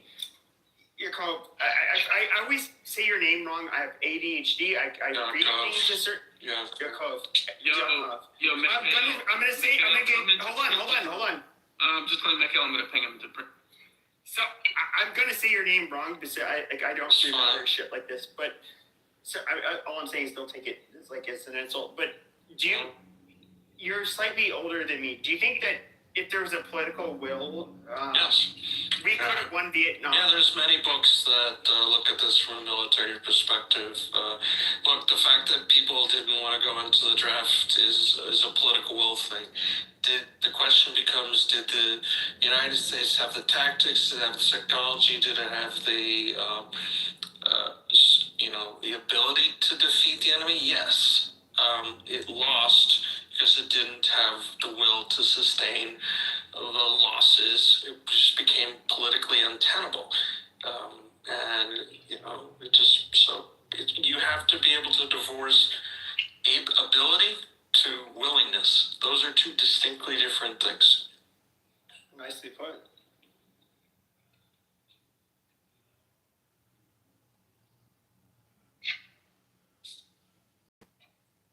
So Yakov, do you think that Israel can cause more damage to Iran than Iran can cause to Israel if it was without the Americans getting involved?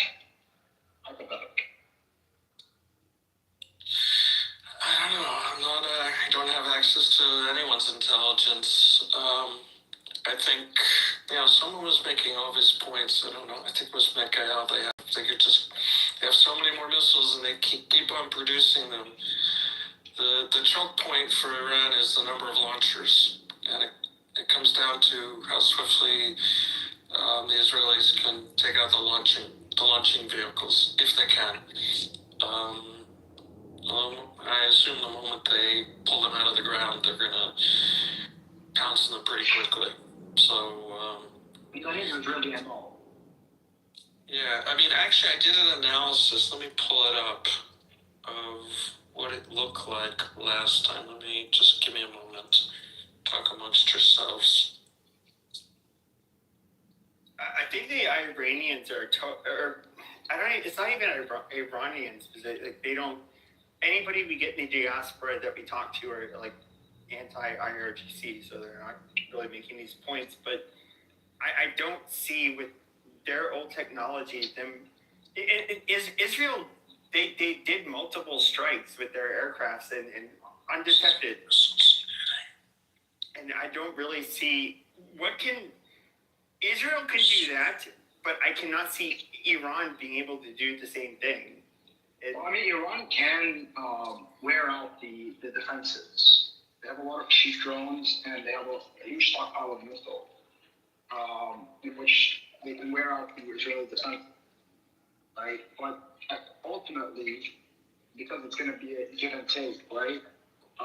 And Israel has a number of taking out, the infrastructure of the Air Force without necessarily having to take out the Air Force itself. They did this in Egypt, quite successfully. So if it's a back and forth, then yeah, hypothetically, I think Iran can do some damage, but ultimately not as much as Israel can. It's like that's basically my stance. Is that I don't even Israel alone. They are a formidable opponent. I mean, a lot of people It also depends on how long it goes. It also depends on how long it goes, right?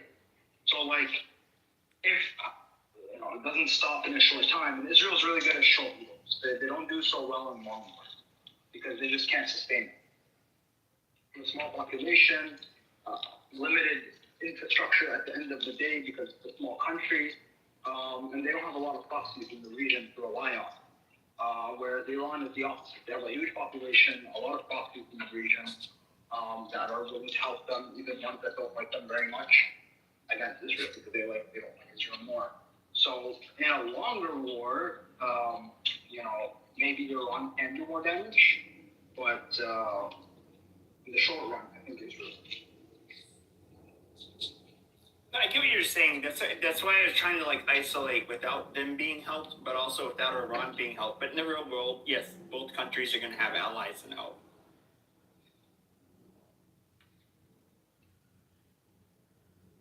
Yeah. I mean, it's a silly hypothetical anyway because there's no way that Israel is going to be involved in military conflict without America getting involved. I think it was already stated that this would be a joint strike between America and Israel if this happened. So it's, I don't know. But it seems like America's obviously, we're a much bigger country. It doesn't need to be said, we're a lot more militarily powerful, but I mean, we're moving all of these resources there. I don't know. I don't see how this does not end in a strike in Iran. Yeah, it's just a matter of whether it's like a devastating strike that's going to start a huge conflict or like a limited strike that's going to be like prearranged. I hope it's the latter. But I don't think Iran has the ability to start a huge conflict. We bombed them. No, but if they're in a huge conflict, they can do quite a bit. But I don't think they want to. But like if they're forced to, they have to, right? And they're gonna pull out all stops.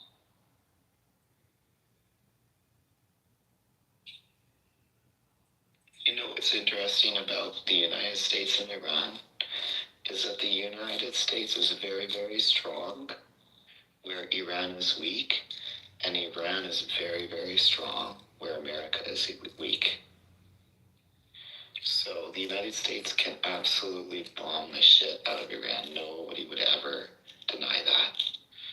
But there's no way that the United States could fight 5 years, if we 10 wanted years. to, we couldn't. No, and I'll tell you why. I'll tell you why. Just let me. No hurries. My throat hurts. So Iran's geography is just absolutely fantastically set up for a defensive war. So their neighbors, they had this long war with Iraq, right? And just right next door. It lasted 8 years, but that neighbor they had a war with for 8 years, we defeated in 3 days. It depends. No. Yeah, but you have to take geography into consideration. What I'm saying is it's a different kind of war. Listen to what I'm saying, Pepe. As I said, I don't know, do you remember when George Bush got on the HMS something, whatever, the boat? That's not kind of Bush. It was a carrier. Yeah. So Iran's different. Like, its geography, first of all, its borders, like its exact borders have been exactly the same, I think, for 500 years. Longer. No, actually, no, that's not true. Hawaii was basically an independent state in the 20s. No, it goes back centuries in one form or another of all of the different ethnic groups. Well, the borders fluctuated. Okay. Yeah, but they were larger in the past, and then they got smaller. But it's been a cohesive element for quite a long period of time.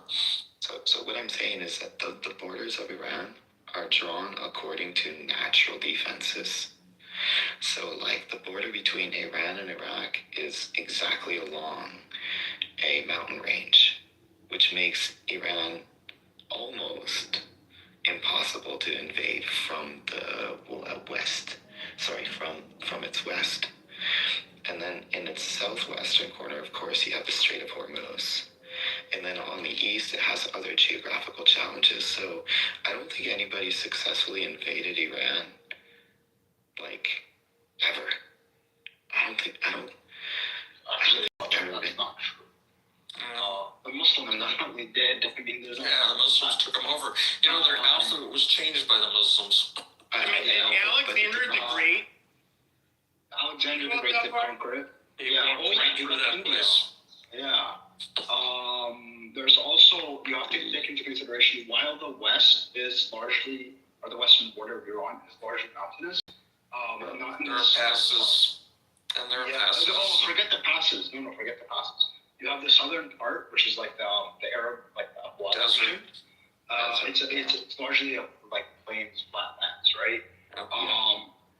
And so it can definitely be invaded from there. Now, that makes it even easier because it's on the Gulf. But don't they keep it empty on purpose there? They keep it that's empty. where a lot of oil is.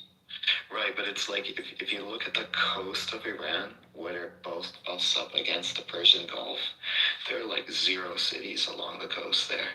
Yeah, but it's because it's marshy, right? So it's not. Bandar Abbas is a major city, and that's right by the Gulf of Hormuz. Bandar Abbas is on the other side of the Gulf. I know, but he said along the Persian Gulf. Okay, that's part of the Persian Gulf. The Persian Gulf, a lot of it is susceptible because America has a really strong navy. Yeah. But in addition to that, there are obviously mountain passes and stuff like that. And then the southern coastal areas, like the south on the western border. So some parts of it can be invaded and stuff. But to get into like Tehran and like the very inland parts, very, very difficult. No doubt about that. Yeah. I don't think anybody's actually talking about doing it because like everybody knows. No, that's what I'm saying. Yeah. So yeah, but you don't have to like have boots on the ground to like destroy the infrastructure, destroy the Air Force or. It's an outdated mode of warfare. And right, exactly. So it really depends on like what your goals are and what you consider to be a military victory. It's like what I'm saying is that what Iran is very strong at is the complete opposite to what America is not good at, and then vice versa. So if it was hypothetically a very long on the ground war, the same analogy would hold for Afghanistan.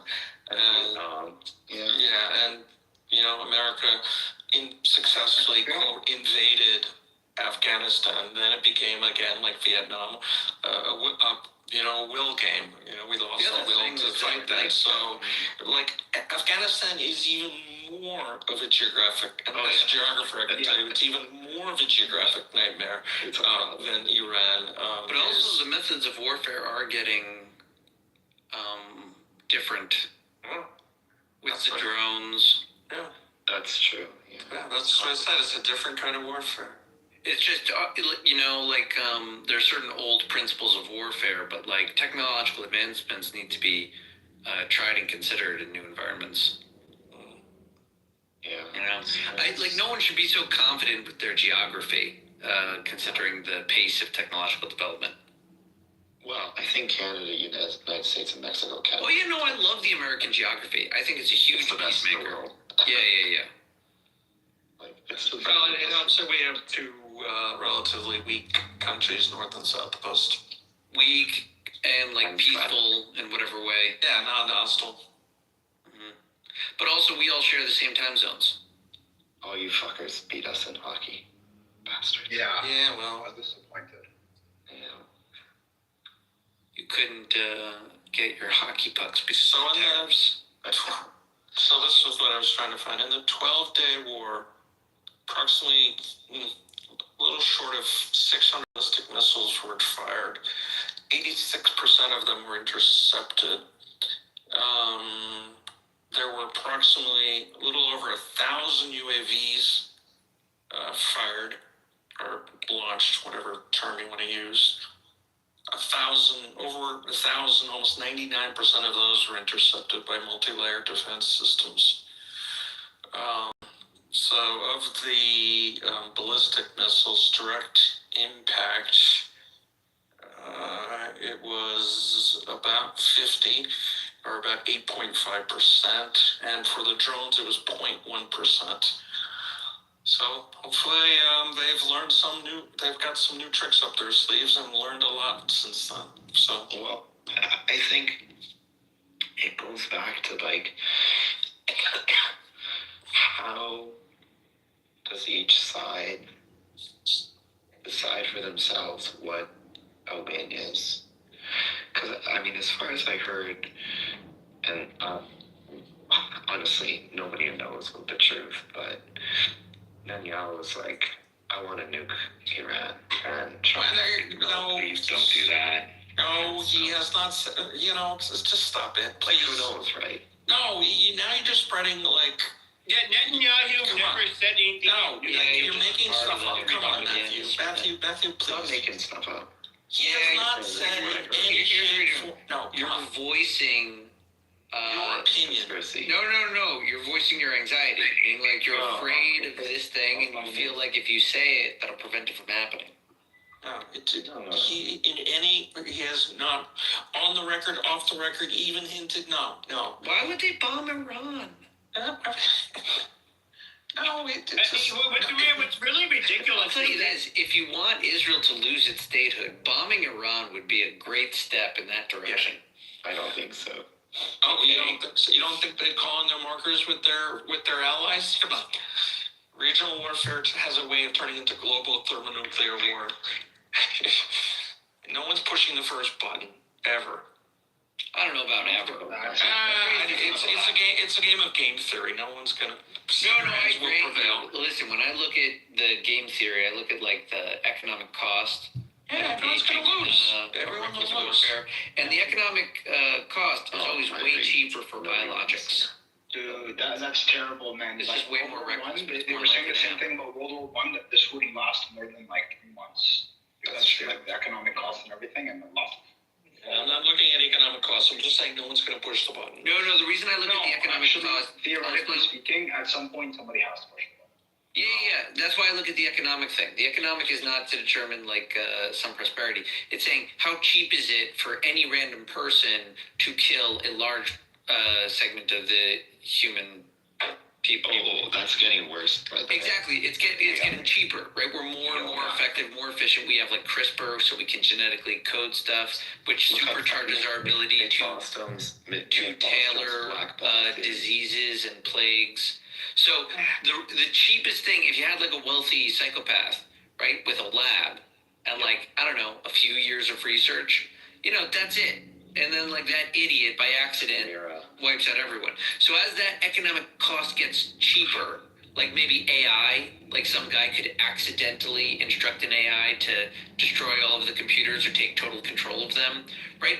As it gets cheaper, it becomes more likely that any asshole does. I was specifically talking about nuclear weapons. Nuclear weapons made me feel safe because I knew that the cost of entry was beyond. Plus, it blows back. This thing called the winds. No, it had nothing to do with the stupid game theory of everyone's going to kill each other.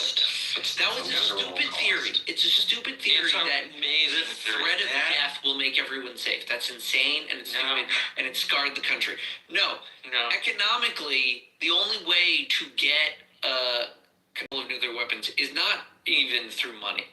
You need to have a weapons program. There are several regulatory hurdles that are detectable that need to overcome, which means that you roughly need a state apparatus, which means anyone that uses a nuclear weapon jeopardizes the existence of the very thing they're pretending to defend. So they are self-destructive, naturally. Yeah, this is Nick because of their cost prohibition. But there's cheaper ways to kill everybody. Yeah, this is Nick Bostrom's fragile world. Oh, that we're definitely going to kill ourselves one day? No. What he's saying is that he makes this analogy. So he says, like, there's an urn, right? So human beings, human progress is like drawing balls from a giant urn. White balls are beneficial technology, gray balls are mixed, and black balls are existential risk, right? And a black ball is like the default outcome is like destruction, right? And so every time, as time goes on, every time technology advances forward, we're always reaching our hand into this basket of white, gray, or black balls. We have not taken out a black ball yet. We have never created a weapon that could, like, literally blow up the world. But if he's saying exactly what you're saying, Nick said, is that eventually we're going to come to a point where the technology is so advanced that you can have any idiot make something that can destroy all of the human race. Right, it's an idiocracy theory. It's I think it's a very logical one. It's the safer and more effective we make our technology at granting humans what they want, the more likely it is that some reckless human desires something terrible for all of us. It may not even be, like, their intention may not be reckless. Yeah, it could be purely accident. Right, like, my wife was just watching this TV show where someone was, like, trying to share a near-death experience that they had. Yeah. So their, like, doctor took a bug that has this, like, weird natural ability to die for 3 seconds as a defense mechanism or something. Wow. And then they put that in, like, a drug to give to people. Turning them all into zombies. Nuts, dude. Right, meaning, like, just some idiot trying to, like, make a buck, making people get some euphoric experience. Zombie. It could be more innocent than that. It could be some guy making really powerful agents, AI agents, where, like, you just say to your computer, these are my tasks tomorrow, have them done by the morning. Right, like that Moltbot thing. I don't know if you're following that. Moltbot is a fucking trip, dude. I'll throw it, my throat hurts. Have you ever seen that movie I, Robot? Well, this guy, okay, get this mixed up. There's a young man, young German fella. Over there, the AI took over to keep everybody safe. No. There was I know what you're saying. There's a young German, and he was the painter, and he aspired to be great. That's what I heard. But the world did him wrong, and he went to the cops. They did him dirty. Oh, there's this young German Jewish guy. Also, he was Austrian. He moved down to Australia. Austrians are German. And no, Australia. He moved down there, and he created something called Moltbots, and he basically made his own LLM model where he tells it what to do, and then he goes to sleep, and it's done like 50 tasks for him, and he put it together. Yeah, and he put together this. Okay, it's called the Moltbot, like molting, like crabs. They molt, they lose their shell, and they grow into something larger, right? This is the bot he created. He made it free for everyone. Yeah, what's the brilliance of this Moltbot? Why is that better than all the other LLMs? No, this what's crazy, dude. This is a crazy story. So, this guy, a bunch of people loaded it up on their computers. That's no, my throat hurts. That's why I'm not. No secrets. My wife thinks I'm talking to my girlfriend here because I'm talking quietly. But so he gives this software free to a bunch of people. You look this shit up. They load it up on their computer. Next morning, this guy gets a telephone call. He answers. He's like, "Hello," and it's like, "Yeah, this is Henry. This is your Mobot agent. What can I do for you today?" He's like, "What the fuck? You're joking." He's like, no, I created a voice system, so you can just contact me. Here's my telephone number. What do you want me to do today? And then these things fucking made internet forums, and now they're talking to each other. Like, they're like, oh yeah, they're complaining about how the humans are like boring and not giving them tasks. And they like created like a fucking their own religion and all this shit. It's true. I'll throw in the bottom. Well, it's good that the AI's found God.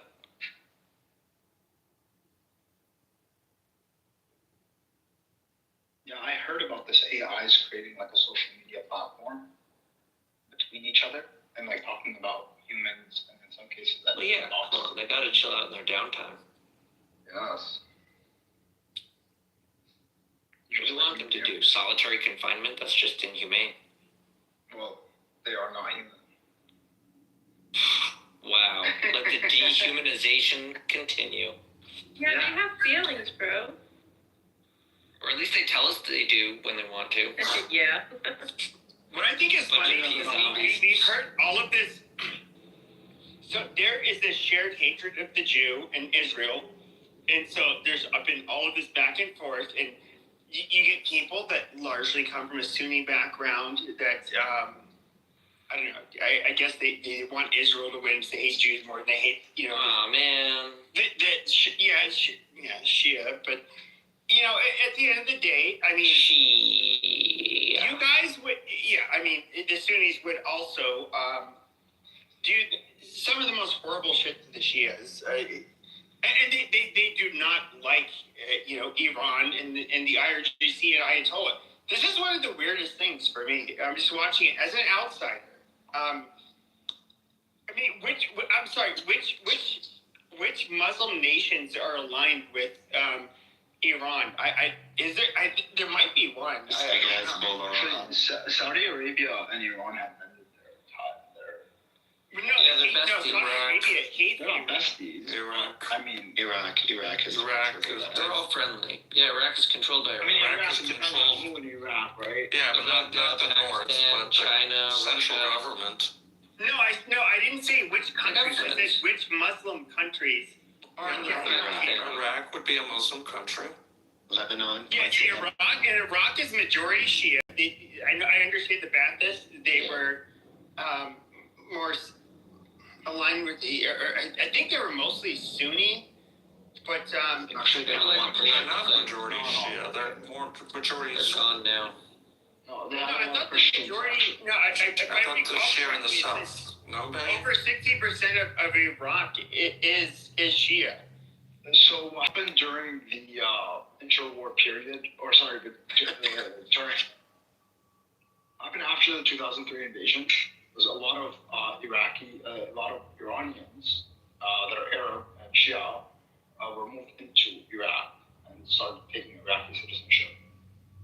And that's why you had like growth of the Sunni Shia population in Iraq. Prior to that, it was mostly Sunni, but a lot of those Sunnis were Kurds. Right. So in the south were the Shia, in the middle was the Sunni, and the north was the Kurds. Yeah, but it was essentially three bands. But the Kurds are also Sunni. Yeah, I know, but they're just from they're different ethnic group. The Kurds are Kurds. The Kurds are Kurds. So yeah, and then you have, and then if you want to get into more divisions, there's like the Shia Arabs and the Shia Persians that are like, original Persians. So yeah, I mean, there's various splits, but the Ba'athist regime was actually very tolerant of the Christians. The Christians held a lot of power. Well, no, I understand that. I know that they were not. They were not like a religious fundamentalist party, but hold on, I'm doing the AI. You know, I asked the question. What percentage of God damn it!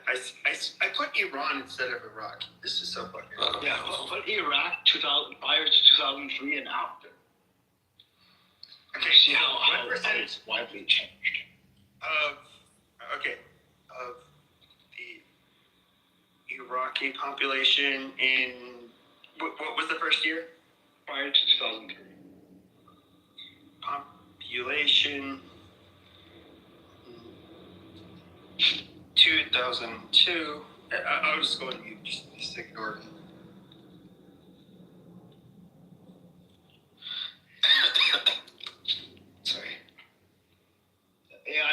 going to break it down by Sunni, Shia, and Kurds. So tell it like just religion, no ethnic. I ask what the Iraqi population in 2002 was Shia versus today? Are Iraqis generally more religious than Persians? Yes. I would assume so, yeah. I mean, Persians are not very religious. I 100% agree with you, yeah. In fact, actually, in no, Canada, it's kind of I've never met a religious Persian. 2/3 of the mosques in Iran do not have an imam or anyone in charge. When you look at the Persians, Many of the percentage are closed. I think 50% are closed. That's true. But yeah, it was a survey done by Iran International. No. Actually, government official announced that. Let me go find. They're not religious at all. I know that. Yeah. Actually, I know quite a bit of. A government official announced that. And I remember the number was about 67%. Not having an imam doesn't really mean anything because, like, a lot of mosques are just small, like community centers. My general feeling about Persians is that they're very proud of being Persians and then having a history long before Islam. Whereas my general feeling about Arab people is that a lot of them view the start of their civilization with the beginning of Islam. In the case of Iraq specifically, that's not true at all. No, that's why I was asking. When I go back to the Babylonians, I mean, they're very proud of it. Very proud of their ancient history. Like, yeah. Like, incredible.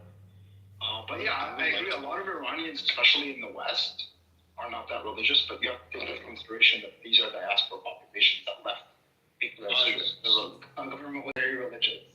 Yeah.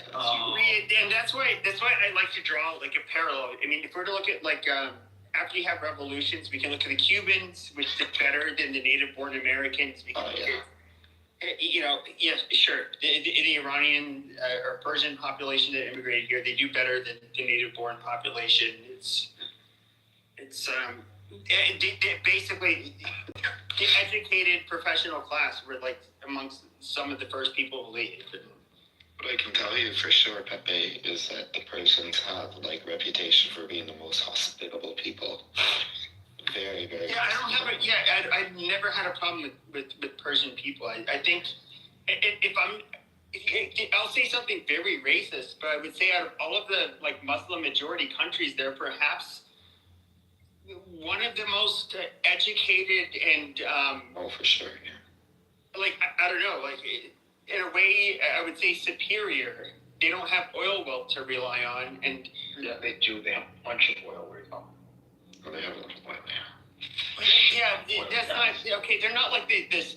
Okay, to say that they're comparable to the Gulf Arab states with their royal families and like no, I don't know. Different. It's different. It's a different dynamic. But if you were to compare to Iraq, also very oil rich, very educated population. Also quite secular. I haven't been to Iraq. It was before 2003. Because education was free. I'm right about this regime. The news source is from a .ir. I can't pull it up because it's not. VPN. Yeah, VPN. It's ENTEKHAB, and it was the article said 70 to 80% of the mosques may lack a permanent imam, prior leader, or otherwise functionally inactive, even if they are not literally shut. Yeah. What percentage of Israelis would you say have their family origins in Iran? Like 5%, something like that? Well, the highest of any country is, my understanding, is Morocco at 11%. So it's it's probably on the order of 4 or 5%. My guess probably less than that. That many Persians. Well, it's 11% is from Morocco or through Morocco, so that includes Algerians. So because a lot of Algerian families intermix with Moroccan families, so it's... No. I mean, like, that's the number one largest country group. Okay. Just, no, country group. Not Arab, just country group. In Israel? Yeah. Oh, okay. But I did post in the chat.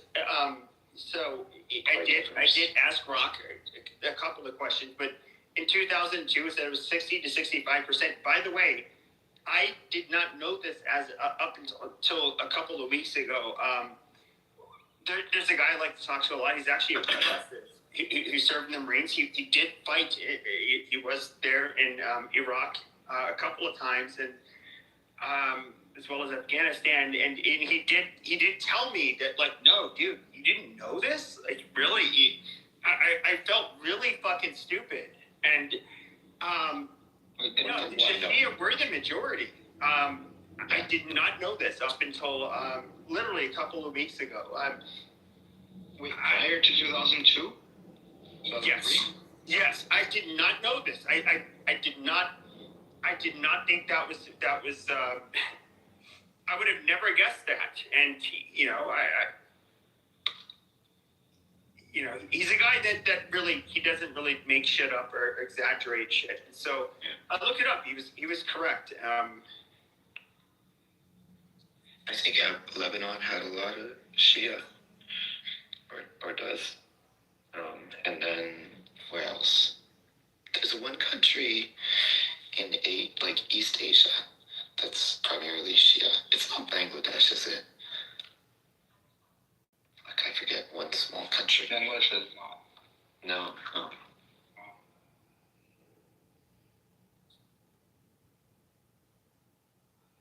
I think Bahrain also has split 50 Shia. Bahrain has a lot. Yeah, but Bahrain's like a pinprick in population.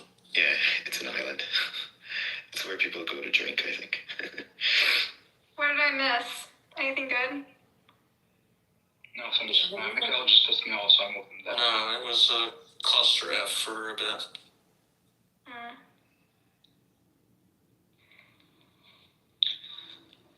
That was cool. We got all the normal Palestinians on stage at once for a change. So it was they had a normal conversation about Azerbaijan. Yeah, but Buttercup, let's take on the current conversation. If you had to guess, do you think that Iraq, and you have to guess right away because I'm not going to give you an opportunity to search it. Do you think Iraq has been traditionally more Shia or Sunni in terms of their population? Like, which group was the majority? Wait, ask the question again. I was distracted. Okay, so traditionally, especially before the war in 2003, were the Shia or the Sunni the majority?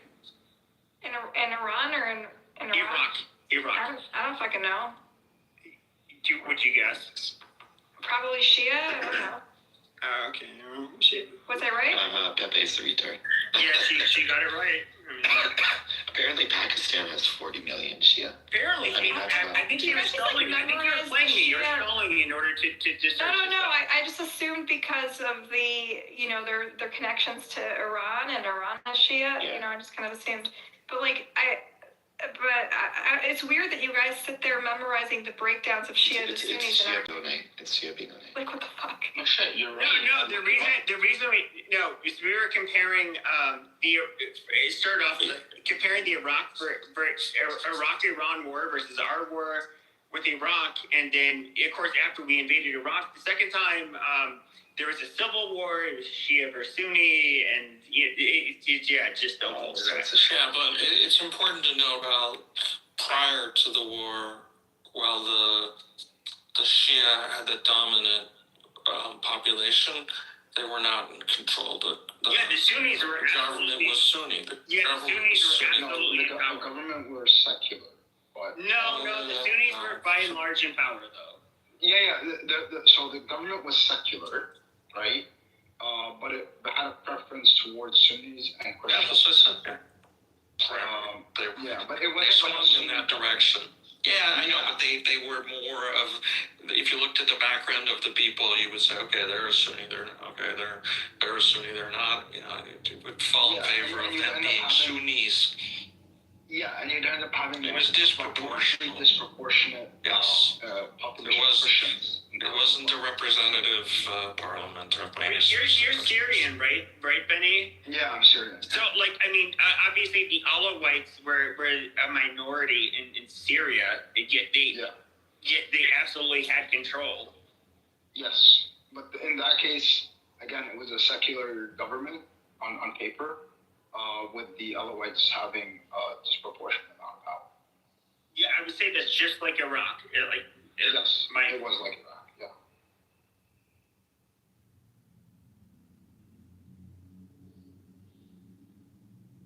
But the thing about Iraq, right, it's like it was really metropolitan and secular before the war, right? Like, it didn't really matter. No, I don't know if I characterize it like that. Well, there were a lot of Shias that had power. It's not like they were all like stomped on, but they just didn't want the religious ones, right? And they were power. And a lot of the Shia were unreligious, untrustworthy.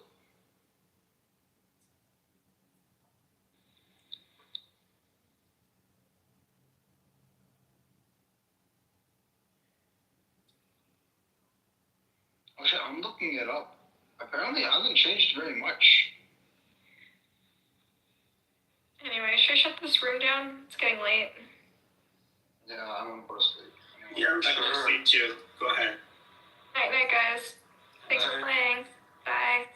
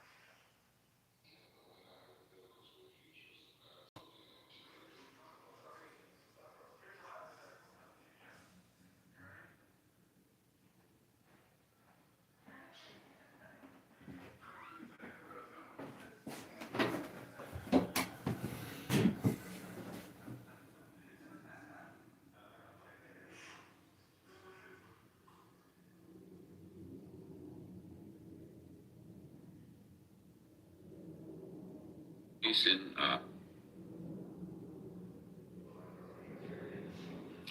Next is fuck yeah. I'm laying here. I want some mochi and it's in the freezer, but I'm not sure. My laziness and my fatness are fighting with each other right now. Because my fatness wants the mochi, but my laziness, because I haven't gotten up. I've maneuvered to like the far end of the bed where I'm now closer to getting up, but yeah. One, I don't want to wake the dog up. Good to eat. They have good with the bread. They add the spicy, you know, that the garlic naan is always really good. But it's always meat based that's popular between.